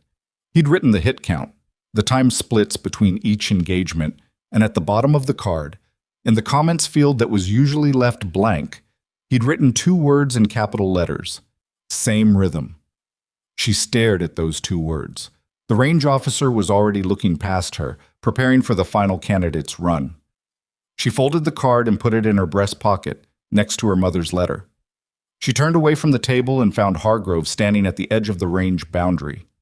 He wasn't holding a clipboard. He wasn't looking at the range. He was looking at her, and his expression was the one she'd been trying to read since day 8. The grief that had gone structural, the history that was too long for a single meeting. And now standing in the wind with a scored card in her pocket that a range officer had marked with 2 impossible words, she thought she understood it. He'd watched her mother shoot. Maybe in this exact place. Maybe at this exact distance. And for the first time in however many years it had been, he'd watched it again. She walked toward him. He didn't move. "Colonel?" she said. "Blackwood." She reached into her breast pocket. She took out the scored card and held it out toward him. He looked at it for a moment, then took it. He read it. He stood there a long moment with the card in his hand, the wind pressing against both of them, the range behind her going through its reset sequence in preparation for the final candidate. Then he said, very quietly, "She taught you everything." "Everything she could," Evelyn said. He handed the card back. "Tonight," he said. "Come to my office at 2000. Come alone and don't tell anyone you're coming." "What's happening tonight?" He looked at her. His jaw was set, and his eyes were the pale gray of that specific winter light, and something in his face had moved past the grief into something that looked like decision. "I got a communication this morning," he said, "from a source inside the program. There's a meeting tonight, Kane, and at least 2 others, off base. I've been trying to document Kane's network for 4 years, and I've never had coordinates and a time." She felt it. The shift in the room's weight, the way air pressure drops before a storm. "Tonight, I have both," he said. He looked past her, toward the range building, toward whatever the day still held between now and 2000. "Something else," she said. It wasn't a question. "The meeting isn't his only operation tonight." He met her eyes. "I have reason to believe there's a secondary action planned on the base itself. I don't have specifics. I don't have confirmation. But Blackwood—" He stopped, and the thing in his face was not fear, but something adjacent to it, the expression of a man who has been careful for so long that imminence feels like violence. "If I'm right about the timeline, we have less than 18 hours before this becomes something we can't contain quietly." The final candidate's name was called over the range speaker. Evelyn stood in the wind. She thought about the radio transmission the night before, 1 word and silence. She thought about footsteps in the woods matching her pace at 30 meters. She thought about a man who came to the maintenance bay at 2100 to show her the edge of what he could reach. He hadn't been demonstrating capability. He'd been counting down. 2000, she said. Hargrove nodded. He walked away toward the range building, and she watched him go. And behind her, the final candidate stepped up to the line, and the range officer called the sequence, and somewhere across the base, a truck moved through the morning, and a radio crackled, and the ordinary machinery of the day continued its turning. But something had shifted in the quality of the air, some pressure differential that had nothing to do with the weather, and Evelyn Blackwood stood at the edge of the range with her mother's letter in her breast pocket and a scored card that said "Same Rhythm," And she understood, with the particular certainty of someone who has been calculating for 11 days with broken tools, that the assessment she'd been running had never been the one on the range. It was this one. And it was starting now. The scores were posted at 1700. Evelyn didn't go to the board with the others.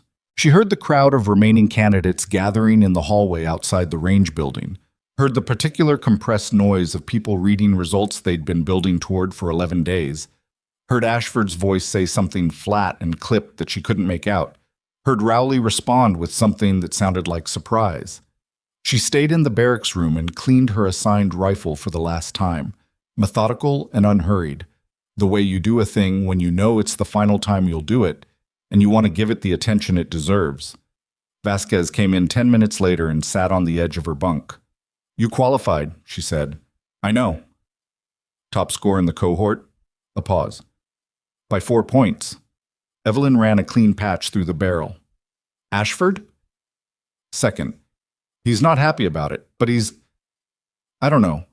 He's different from this morning. Something shifted." Vasquez looked at her. "You want to tell me what happened out there today, between the two of you?" "We ran a good integration sequence." "Evelyn."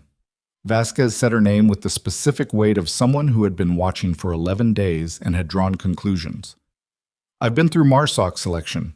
I know what a qualification cohort looks like. I know what it looks like when someone is performing, and I know what it looks like when someone is actually operating. You've been operating since day one." She paused. "Who are you?" Evelyn set the rifle down. She looked at Vasquez, the direct, uncomplicated gaze of a woman who asked direct questions because she found it more efficient than working around them. "I'm a qualified candidate," Evelyn said. "That's not what I asked. It's what I have right now." Vasquez held her gaze for a moment. Then she nodded, once, the way people nod when they've decided to accept an incomplete answer as a temporary arrangement. "Kane left the base an hour ago," she said. "I saw his vehicle go through the south gate."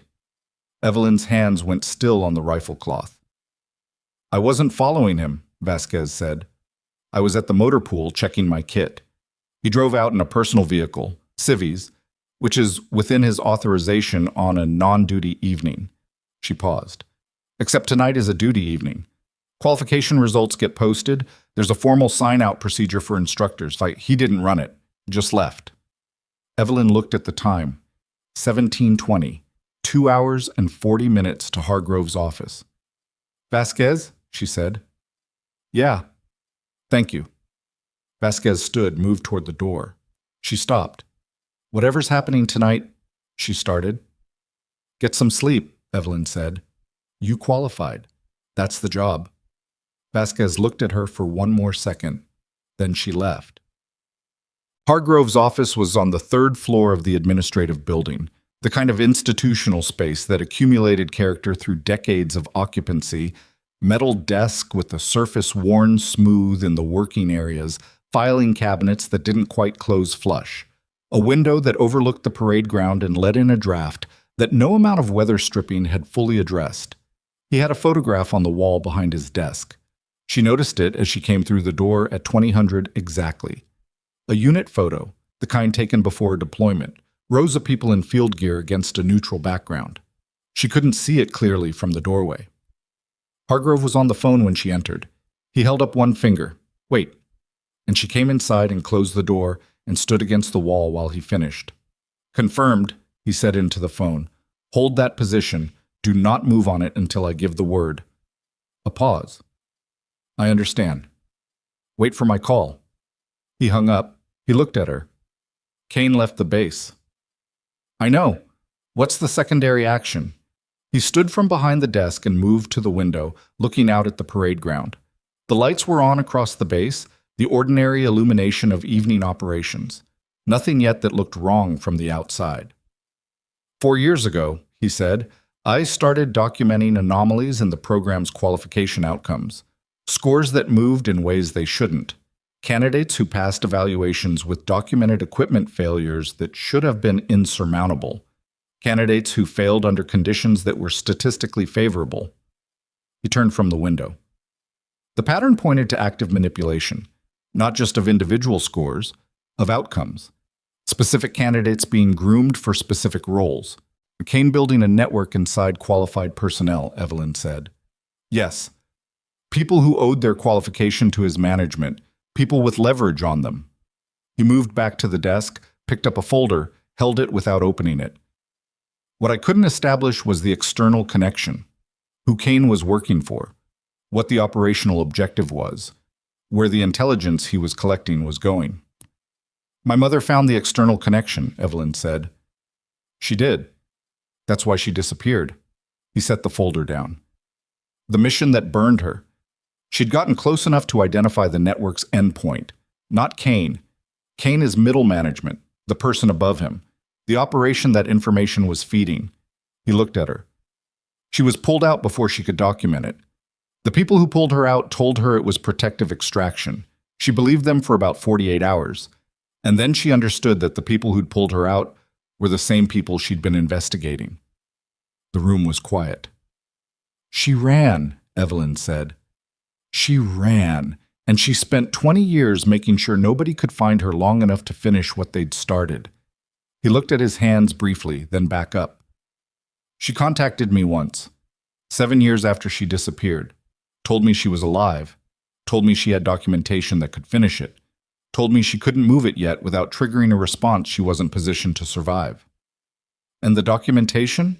He met her eyes. She told me she'd passed it to someone she trusted completely, someone who would know when the time was right to use it. The silence between them lasted about 4 seconds. She gave it to you, he said. Didn't she? Evelyn reached into the interior pocket of her jacket. Not the breast pocket, a different one, sewn in, the kind of modification her mother had taught her to make to any garment she wore for more than casual purposes. She took out a folded piece of paper, dense with handwriting, and set it on the desk. He looked at it without touching it. That's not the letter, he said. No. How long have you been carrying that? Since the day she died. He reached out and unfolded it carefully. He read it. His face, as he read, went through a series of small changes. Recognition, then confirmation, then something harder that settled in around his eyes and didn't leave. He set it down flat on the desk. This names 3 people above Kane in the network, he said. 2 of them are currently serving. Yes. And the external contact point. He tapped the page once. This is an intelligence asset, an ongoing one. My mother believed it was still active as of 4 years ago, Evelyn said. She had reason to think the operation was building toward something. Tonight, he said. What's the secondary action, Colonel? He looked at her for a long moment. The radiator in the corner ticked. Outside the window, the parade ground sat under its ordinary lights, quiet, the base going about its evening business, entirely unaware. There's a classified assets transfer scheduled for 0200, he said. Personnel records, the full documentation of every operative who came through this program in the last 20 years. Qualification records, psychological profiles, field assessment data, cover identities. He let that land. If that documentation leaves this base tonight, every person in that file is potentially compromised. Their covers, their missions, their contacts.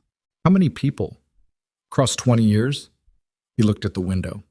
412. The number sat in the room. Kane has access to the archive, Evelyn said. As an instructor, yes, within limits. But the document tonight indicates he's had access to the full archive through a bypass he's maintained for at least 3 years. He picked up the page again. Your mother found this bypass. She did. She found it, and she documented it, and she sat on it for 4 years because she knew moving it too early would collapse the case and burn the people she was trying to protect. She was dying, Evelyn said. She ran out of time to wait. He was quiet. She sent me, Evelyn said, because I was the only person she trusted completely and because she needed someone inside the program when it happened. She knew it was going to happen now. She calculated it, based on the network's operational pattern, the intervals, the asset transfers, the timing of program cohorts. She projected a window. Evelyn looked at the page on the desk. She was 4 months off. Hargrove put his hands flat on the desk. He looked at the document. He looked at the window. He looked at Evelyn. I have two people I trust absolutely on this base, he said.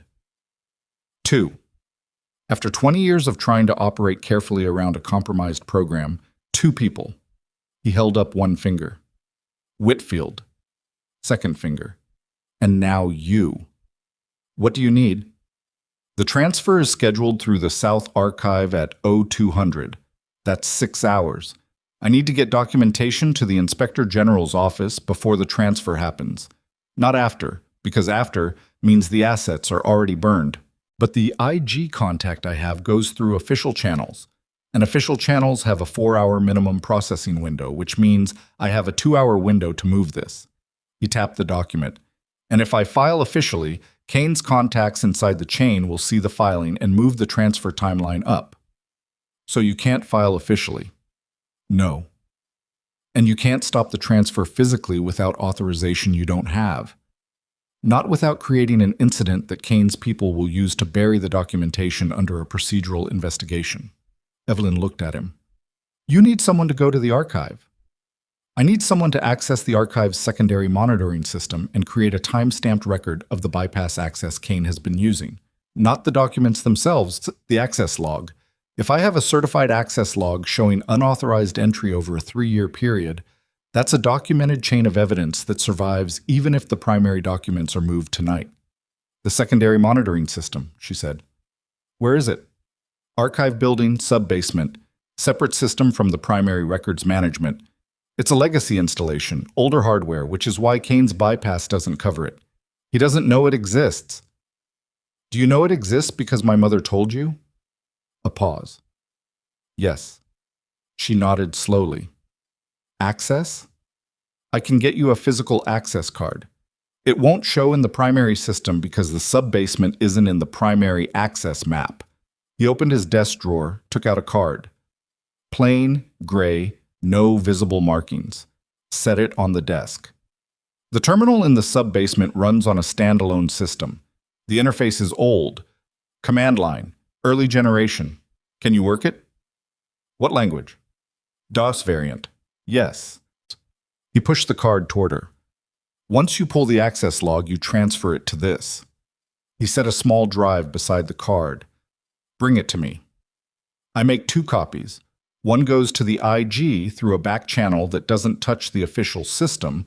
One goes to a federal contact I've been maintaining for 3 years for exactly this kind of situation. She picked up the card, the drive, looked at him. If Kane comes back to the base before 0200, she said, Whitfield will call me. I'll call you. How? He recited a frequency. She recognized it. Not the assessment frequency, not any of the standard channels. Different. The same frequency Kane had used to say her name. She looked at him. He's been using your emergency channel. Hargrove's expression went tight. Yes. I found that this morning, which means he's had access to program communications infrastructure that goes beyond instructor authorization. A pause. Which means he's been in a position to monitor internal communications for some time. Everything we said in conference room B, she said. The room is clean. I had it swept 6 months ago and I re-swept it this morning. He met her eyes. But from here on, we don't use anything that runs through the base communication system. Any system. Understood? Understood. She moved toward the door, stopped. Colonel. Ashford. He looked at her. What about him? He's been operating on managed scores. He doesn't know the full extent of it, but he's starting to understand something is wrong. She paused. He warned me about Kane on day 9. He could have stayed quiet. What are you asking? When this opens up, when the documentation is in and the case is built, what happens to the candidates who qualified on managed outcomes? Hargrove was quiet for a moment. Depends on what they knew and when. And if they didn't know, then we look at their actual performance, compare it to what they were given. He looked at her steadily. Is he actually qualified? She thought about the integration sequence. The rooftop, 0.8 seconds. Yes, she said, he's qualified. Then he'll be treated accordingly. She nodded, opened the door. Blackwood, She stopped. The archive building is on the east perimeter. 30-minute walk from here. You'll pass the motor pool and the equipment yard. He looked at her with those pale, certain eyes. It's dark out there tonight. No moon. I know, she said. That's fine. She left. The East Perimeter Road at 2200 was exactly what Hargrove had described. Dark, in a specific way that bases get dark when they're not on alert status. The infrastructure lighting doing its job but leaving the spaces between structures in genuine shadow. She moved along the fence line rather than the road, not running, not slow. The pace she'd learned in her mother's backyard on the nights when her mother had made her move from one end of the property to the other without using the path, without using the lights, because the path and the lights are where they look for you, Evie, and you are not going to be where they look. The archive building was a low, flat-roofed structure with a single vehicle access point and a personnel entrance on the south face. She'd walked past it twice during the course, once on a perimeter familiarization run on day 2, once during the field exercise return route on day 9. She knew its position relative to everything around it. She'd spent an evening with a base map confirming what her visual memory had laid down. The access card worked on the personnel entrance. One clean read, green light, magnetic lock release. She went inside. The building smelled like climate-controlled air and old electronics, the particular combination of an environment that had been kept stable for decades, the smell of documents. The ground floor was dark, after hours, and she moved through it by memory and by the faint emergency lighting along the floor seams. The sub-basement access was a stairwell at the back of the building, behind a door that wasn't marked. She almost missed it. The door was the same color as the wall, and the frame was flush, no visible hardware for more than 2 feet away. She found it by running her hand along the wall at the position the base map had suggested. The access card worked on it too. She went down. The sub-basement was not a large space. It was clearly original construction, older than the building above, the ceiling lower, the air quality different, a faint smell of dampness that the climate control above had never fully reached. A single overhead fluorescent hummed to life when she hit the light switch, the starter stuttering before it caught. The terminal was against the far wall. Old hardware, as Hargrove had said. A monitor that took 15 seconds to warm up to a usable display, a keyboard with keys that had been pressed so many times the letters were worn off most of them. A tower unit that ran through its startup sequence with the grinding patience of equipment that had been doing this for 20 years and saw no reason to change its pace now. Command line interface. DOS variant, as promised. She pulled up a chair that protested under her weight and sat down at the keyboard and worked. The access log system was not complicated. It had never needed to be complicated because it had never been intended as a primary security tool, just a legacy documentation layer that the archive's upgrade cycles had never quite gotten around to replacing. What it had was completeness.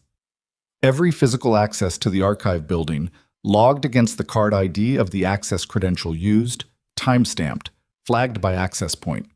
She ran a query for the period Hargrove had specified. 3 years, full log. The terminal thought about it for 40 seconds. The fluorescent flickered once. Then the results populated. She looked at the screen.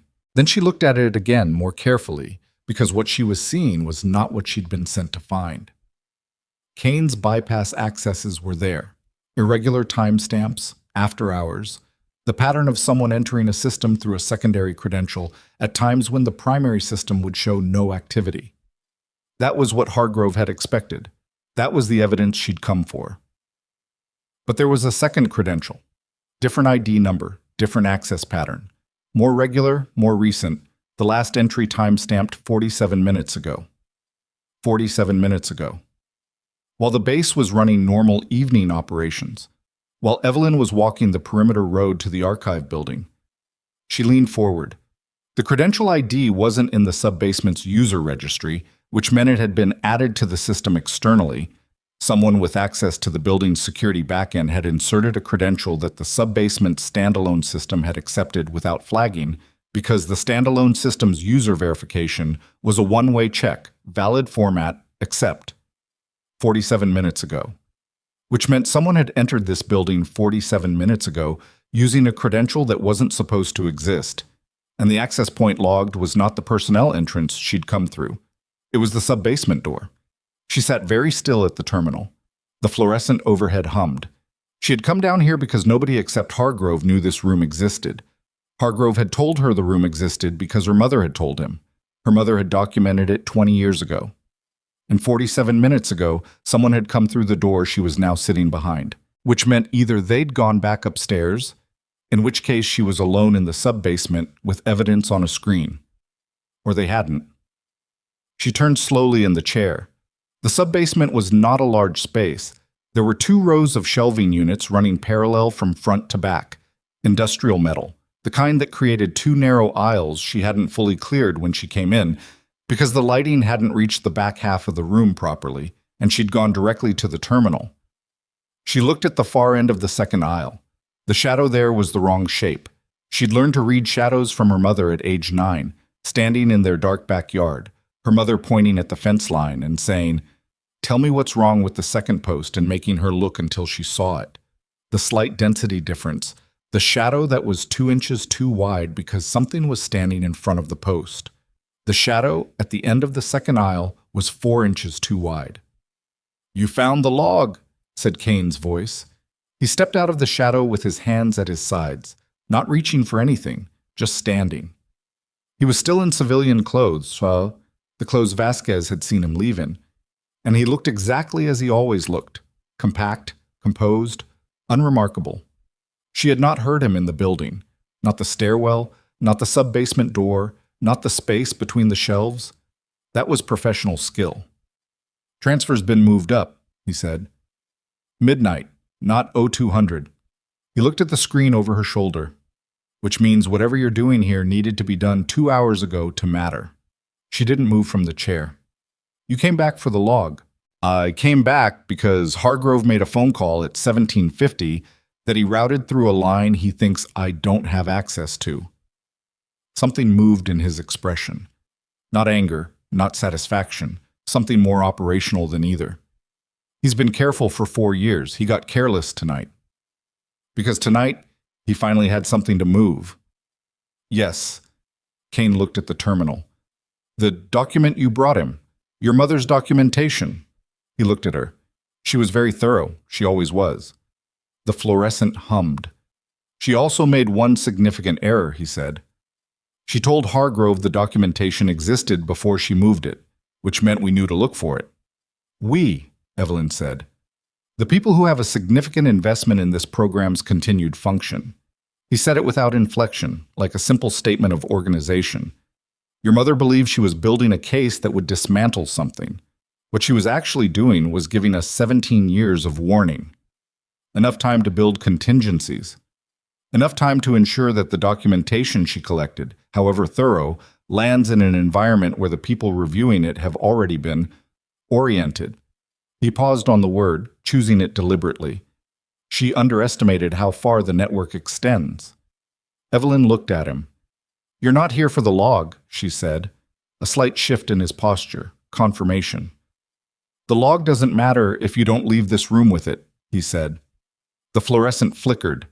She'd had 11 days of broken equipment and deliberate interference and a room full of people trying to make her fail, and she'd done the math every single time and she'd found the adjustment, and she'd made the shot. She'd learned that from her mother. She'd learned it standing in the dark in their backyard and lying in cold mud on training ranges and sitting at a workbench at 2100 with a compromised barrel and a heavy trigger and a long list of things that were working against her. She looked at the drive in her hand. She'd transferred the log 7 minutes ago, while the terminal was still displaying the query results, in the 45 seconds before she'd turned around and seen the shadow. She stood up from the chair. "Kane," she said. He looked at her. "My mother spent 20 years making sure you couldn't find her." She held his gaze steadily. "She also spent 20 years making sure I could find you." Something moved in his face. Fast, and then gone. Her elbow hit the terminal's power strip on the way up from the chair, not accidentally, and the sub-basement went dark. The dark was complete. Not the managed darkness of a room with a light switch. The specific, absolute dark of a basement space with no windows, no emergency lighting along the floor seams, No ambient glow from equipment standby indicators because she'd killed the power strip that fed all of it. The fluorescent overhead, the terminal, the tower unit, all of it gone in the same second. She was already moving before the darkness fully registered. Left, away from the chair, staying low, using the shelving unit as a reference point with her left hand. Not gripping it, just touching it, one finger, enough to know where she was in the room without making sound. Her eyes were adjusting. There was nothing to adjust to yet. The dark was too complete, but her body was doing what it had been trained to do when the visual system dropped out. Slow the breath, open the ears, stop predicting, and start listening. Kane moved. She heard it. A shift of weight, the faint compression of a soul on concrete, and then nothing, which meant he'd stopped when she moved, was now doing exactly what she was doing, standing still in the dark and listening. Two people who knew how to be quiet, in a room 20 feet by 30. She thought about the shelf layout. 2 rows, parallel, running front to back. She'd come in from the front, gone to the terminal against the back wall. Kane had been at the far end of the second aisle, which put him between her and the stairwell door. He knew that. He'd chosen that position deliberately. She also thought about the fact that he'd come here to make sure she didn't leave with the drive, which meant his first preference was not noise. Noise attracted attention, and Kane had spent 16 years demonstrating a profound preference for outcomes that didn't attract attention. That preference was information. It told her what he wanted to avoid, which told her what leverage she had. She moved 2 steps toward the second aisle, deliberately, making just enough sound to locate herself for him, not where she actually was, but where she wanted him to think she was. And then she stopped. He adjusted. She heard it. She was already somewhere else. She'd learned this from her mother too, though her mother had called it something different. She'd called it occupying the wrong space, the discipline of being physically present in a location while communicating presence from another one, using sound and silence and the basic human tendency to track where they last heard you. She was against the back wall, 6 feet from where she'd been. The stairwell door was 12 feet to her left. Kane was somewhere in the middle of the room, recalibrating, and she could hear it. The barely perceptible quality of someone who is very controlled but is not entirely comfortable with what is happening. A slight change in the rhythm of his breath, the ghost of a sound that meant he'd shifted his weight and then stopped himself. She went for the door. Not running. Running in the dark in a room with shelving units was how you ended up on the floor. Fast walking, hands forward, navigating by the memory of the room's layout, counting steps, 2, 3, 4. And then her palm hit the door frame and she found the handle, and she was through and into the stairwell and taking the stairs 2 at a time, up toward the ground floor. She heard him behind her. Not close. She had 6 seconds, maybe 8, but coming, and he was fast for a man of his build, and she hit the ground floor door and went through and crossed the darkened archive floor toward the personnel entrance, and she was out into the October air before she heard the stairwell door open behind her. She ran. Not the perimeter road. The road was where you'd expect her to go, and Kane was not a man who pursued along expected routes. She went across the equipment yard, through the gap between the motor pool and the fuel station, using the vehicle bulk as cover, and the gravel under her boots as a timing problem she solved by slowing down, by choosing her steps, by refusing to let urgency override everything her mother had taught her about the difference between fast and reckless. She hit the emergency frequency on her radio as she moved. "I have the log. Archive building. Kane is on the base." Static. Then Hargrove's voice, stripped of everything except operational necessity. "Copy. Where are you now?" "Motor Pool East. Moving to the admin building. Whitfield is at the south entrance. Go to him." "Kane is between me and the south entrance." A pause. 2 seconds. "East entrance. I'm coming down." She changed direction. Whitfield was at the east entrance before she was, which meant Hargrove had called him in the 2 seconds between her last transmission and now, which meant Whitfield had been somewhere very close and very ready, which told her that Master Sergeant Tobias Whitfield had been operating on a shorter timeline than she'd understood. He saw her coming across the parade ground and held the door and said nothing until she was inside and the door was closed behind her. "You okay?" he said. "Fine. Kane is on the base. He was in the sub-basement." "He come through the south gate?" "He must have. He had a secondary credential for the archive building, recent 47 minutes before I got there. Whitfield's jaw worked once. I had a man on the south gate. Your man missed him. My man is going to have a difficult morning. He looked at the drive in her hand. That it? 3 years of unauthorized access logs, time-stamped, certified by the standalone system. He looked at it the way soldiers look at things that are going to change the next several hours of their lives significantly. Colonel's on his way down, he said. Second floor conference room. Let's move. Hargrove was in the conference room before them, which meant he'd moved fast, and when Evelyn came through the door, he looked at her once. A full, rapid assessment, checking for damage the way someone does when they care about the answer, and then looked at the drive. You ran into him, he said. He was already inside when I got there. You know what you pulled? He knew I'd pulled something. He didn't see what. She set the drive on the table. He said the transfer timeline moved up to midnight. Hargrove looked at his watch. 22:47, 73 minutes. The federal contact, she said. How fast can they move? If I reach them in the next 20 minutes, they can have an emergency warrant and a team at the archive building before midnight. He picked up the drive. This plus your mother's documentation is enough to freeze the transfer and open a full investigation. Kane's still on the base, Whitfield said. I know. Hargrove looked at him. Can you contain it? I can put people at every gate in the archive building right now. Give me the authority and I'll do it in 10 minutes. You have it. Hargrove moved to the desk, picked up the phone, the landline, the one that ran through a separate infrastructure from the base communication system. The one that Evelyn understood now he'd maintained specifically for situations where the base communication system couldn't be trusted. He looked at her while he dialed. You did well. She was about to respond when her radio crackled. Not the emergency frequency, the other one, the frequency Kane had used to say her name the night before. His voice came through clearly, composed as it had always been, unhurried. Blackwood, you're good. I'll give you that. A pause. But the transfer isn't at the archive. The room went still. It was never at the archive. The archive was the distraction. Another pause. While you were in the sub-basement, the actual transfer ran through the program's evaluation server. Electronic, all of it, took 11 minutes.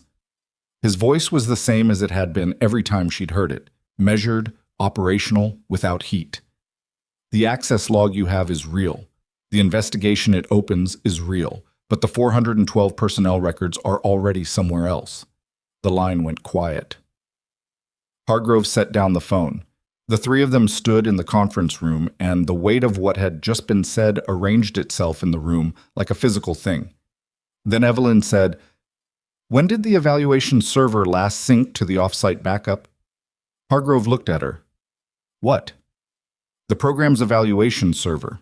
It's a local server, not cloud-based.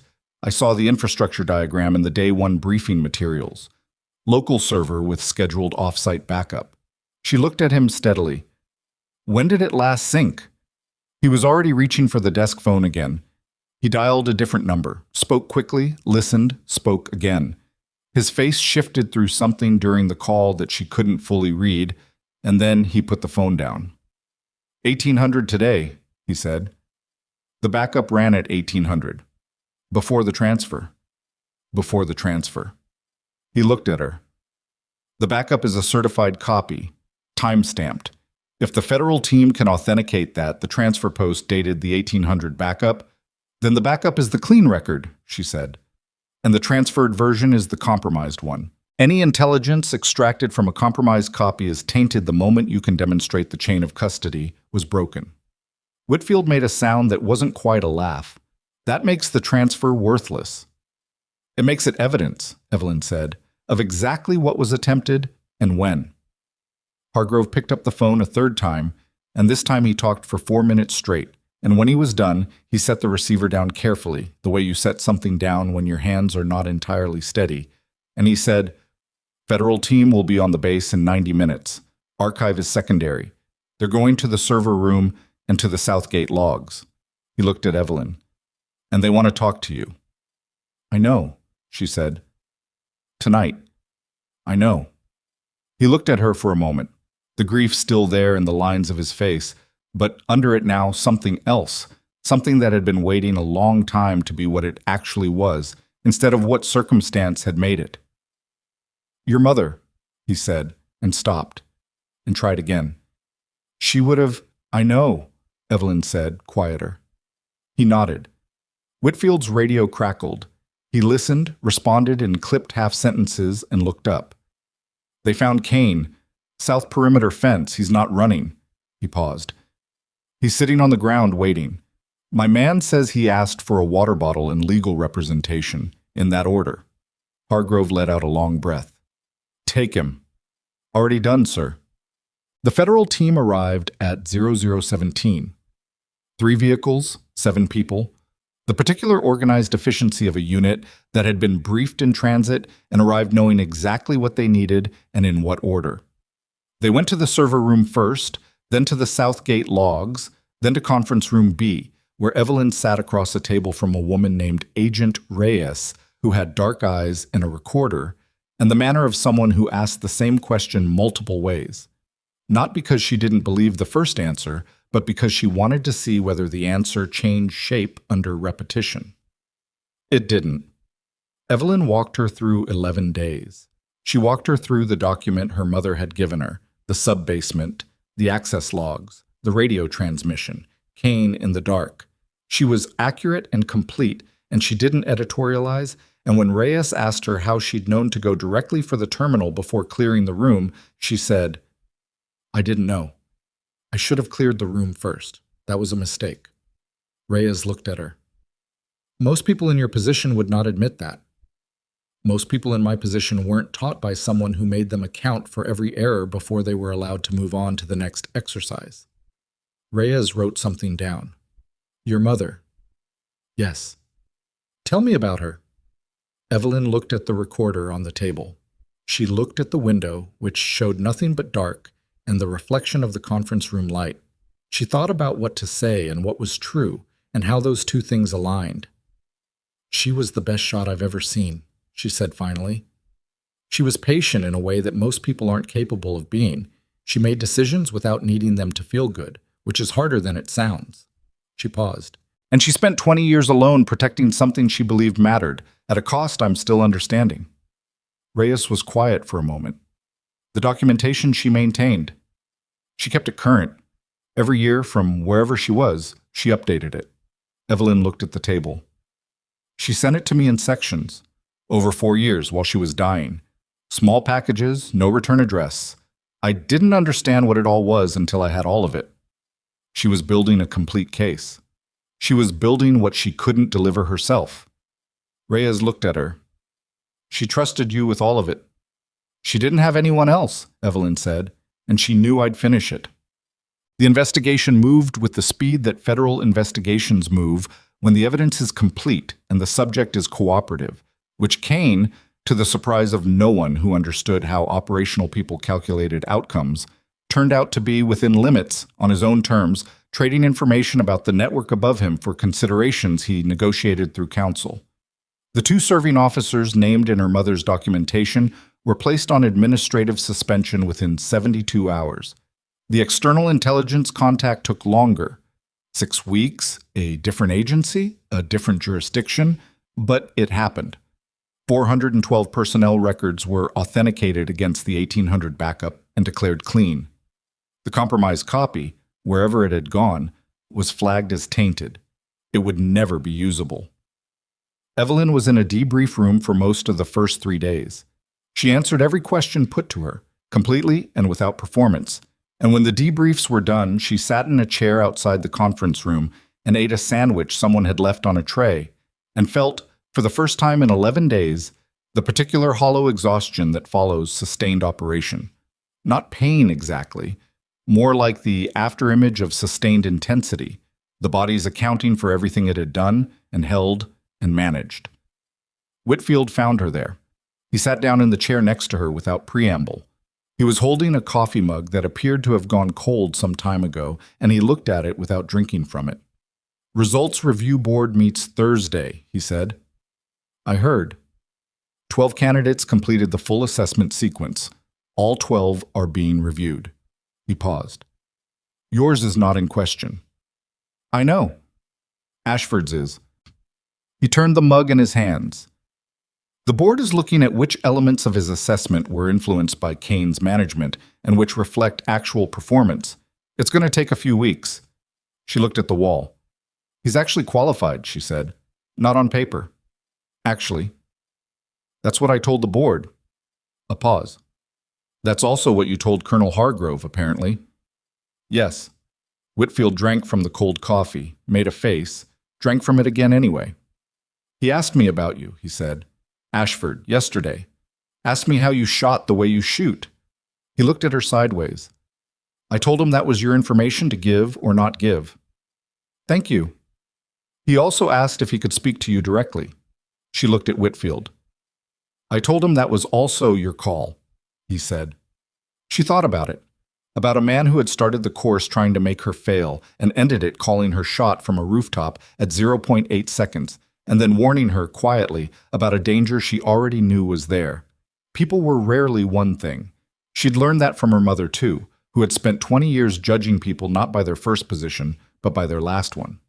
Tell him yes, she said. Whitfield nodded, stood, looked down at her with those old coffee eyes that had been watching people for 30 years. Your mother would have found a way to be insufferably proud of you without saying so directly, he said. She looked up at him. You knew her. I was a young NCO when she qualified. He looked at his mug. She was... He stopped, tried a different approach. She changed what I thought was possible. I've been trying to pass that on for 30 years, and I've never quite found the right person. He looked at her. Until now. He walked away before she could respond, which she suspected was deliberate. Hargrove found her the following morning. He came to the barracks common room where she was sitting with a topographic map she'd been given for a familiarization exercise that no longer needed to happen, looking at the terrain lines and the elevation changes without really reading them, her mind somewhere else entirely. He sat across from her and set a folder on the table. Formal qualification certificate, he said. Top score in the cohort. It'll be processed through standard channels now that the investigation has cleared the program's assessment records. He looked at her. There's also an attachment. She opened the folder. The qualification certificate was there, her name on it, clean and official. Below it was a single page on program letterhead. She read it. An offer. Not a standard assignment. A specific role, a program coordinator position that would involve curriculum development, candidate assessment, and the kind of institutional oversight that required someone who understood both the program's capability and its vulnerabilities from the inside. She read it twice. You're asking me to stay, she said. I'm asking you to consider it. He leaned forward slightly. What Kane built took 16 years to build. What he broke is going to take time to repair. The program needs people who understand what it's supposed to be, not what it got bent into. I'm 27 years old. Your mother was 24 when she became the most capable operative this program ever produced. He held her gaze. Age is not the qualification I'm evaluating. She looked at the offer letter. She looked at the topographic map beside it, the terrain lines and the elevation changes, the landscape laid out in abstract notation that she'd spent years learning to read as real ground. My mother spent 20 years alone, she said, building something she never got to see finished. Yes. I don't want that. I know. He paused. That's part of why I'm asking you, because you understand the cost and you're not drawn to it the way some people are. That matters. He looked at the folder. The people who are drawn to the cost tend to make decisions that serve the mission at the expense of everything around it. Your mother... He stopped, tried again. She was exceptional, and she was also very alone. I should have... He stopped a second time, and the grief was there again, the structural kind, but it was different now, less sealed. I should have done more to change that while I could. Evelyn looked at him. She made her own choices. She did, and I respected them too much to push back. He held her eyes. I'm not going to make that mistake again. She looked at the letter for a long moment. She thought about her mother standing in their backyard at 2 a.m, patient and exact, teaching her things that had taken years to understand she'd been given. She thought about a sealed envelope pressed into her hands in a hospital room. She thought about 11 days of broken equipment and deliberate interference and a range card that said "same rhythm" in block letters and a sub-basement in the dark, and the specific weight of a drive in her hand when she came up the stairs. She thought about Whitfield saying, "I've never quite found the right person," and then walking away before she could argue. She closed the folder. "I need one condition," she said. "Name it. My mother's record, her full service record, her qualification, her operational history. Whatever was classified, whatever was buried when she ran." She looked at him directly. "I want it restored, officially, under her name." He was quiet for a moment. "She deserves that," Evelyn said. "She spent 20 years carrying what she knew, and she never got credit for any of it. Whatever I do here, whatever this program becomes, I want her name on the wall that it's built from." Hargrove looked at her for a long time. Then he said, "Done." Okay. The memorial was in a garden at the east edge of the base, the kind of space that bases accumulate over decades. Simple, maintained, the names of people who had served the program inscribed on a stone monument that had been added to incrementally as the years passed. Evelyn stood in front of it on a Thursday afternoon in late November, 6 weeks after the qualification course had ended. The investigation had been handed to its relevant agencies, and the program had begun the slow, difficult work of becoming what it was supposed to be.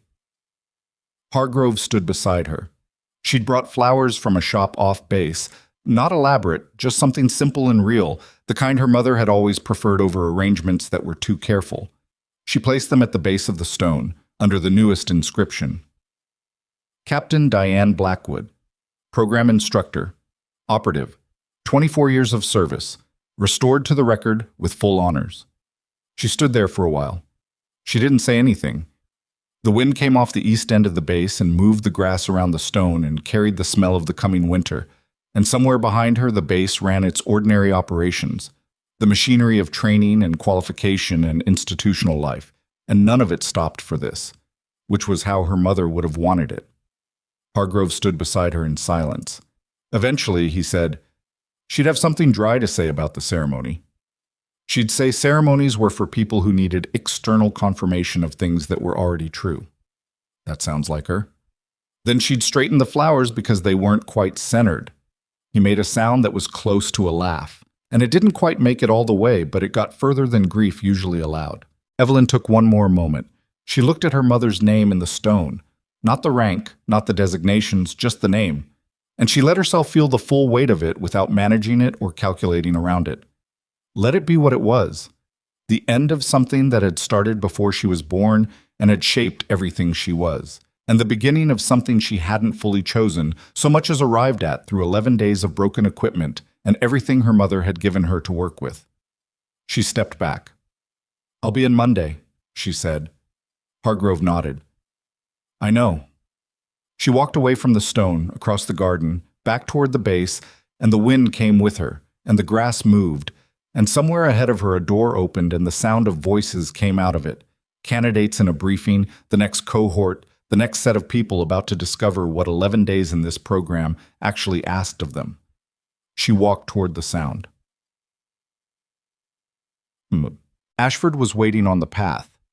He was in uniform, hands in his pockets, and he looked like someone who had been deciding whether to be here for long enough that the decision had made itself.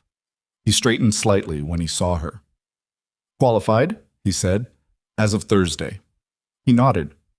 The results review board had taken 3 weeks and returned a clean verdict on his actual performance metrics. The scores that mattered had been his. "I owe you one," he said, "for what you told Hargrove. You earned it on the rooftop. I had help calling the shot." She looked at him. "Yes, you did." A pause. "You had good instincts throughout. You just needed to stop performing around them." He looked at that for a moment, the slight discomfort of a person recognizing something true they hadn't quite admitted yet. "The integration sequence," he said. "The way you read the terrain adjustment, without explaining it, just redirected." He paused. "Who taught you that?" "Someone patient," she said. He held her gaze, decided not to push. They're assigning me to a forward unit, he said. 6 weeks. Good. Yeah. He looked past her toward the memorial garden and then back. For what it's worth, and from day one, I know, she said. Don't explain it. Just don't do it to the next person. He was quiet. Then he said, Is that an instruction from an instructor? She looked at him. As of Monday, she said.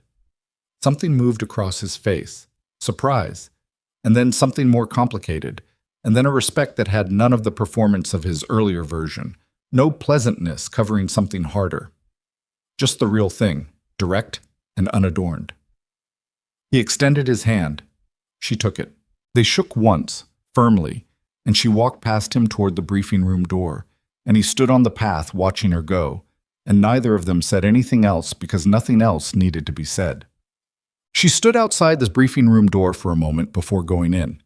Through the door, she could hear Whitfield's voice running the opening brief, the same words she'd heard 11 days ago in a folding chair, in a fluorescent-lit room, surrounded by people who hadn't yet decided what she was. You are not here because you're good. Good doesn't mean anything in this program. She could hear the particular compressed silence of candidates listening to something they didn't yet understand was true. She put her hand on the door. She thought about her mother, who had stood in the dark and been patient, and who had given everything she had to a mission she never got to see completed, and who had trusted one person, only one, to carry it across the finish line. She pushed the door open and walked in. Whitfield looked up from his clipboard. The room looked at her. She stood at the front of the room in the fluorescent light, in the uniform that fit her correctly now because she'd taken the time to have it fitted, and she looked at 22 new candidates, young faces, uncertain, already performing something, and she understood, completely and without drama, that this was the thing she'd arrived at. Not the mission her mother had given her. That was finished. This was her own. I'm Instructor Blackwood, she said. I've been where you're sitting. I know what this program asks of you, and I know what it's worth when you give it honestly. She looked across the room. We start in 10 minutes. If you have questions about the program, hold them. If you have questions about what's expected of you, the answer is everything. She paused. And if anyone tells you that what you are when you walk in that door determines what you'll be when you walk out, they're wrong. She looked at the room for one more second. 10 minutes, she said. Be ready. True strength is never visible from the outside at first. It doesn't announce itself. It arrives quietly, endures patiently, and reveals itself only when it's needed most, which is always exactly when the world has decided it isn't there.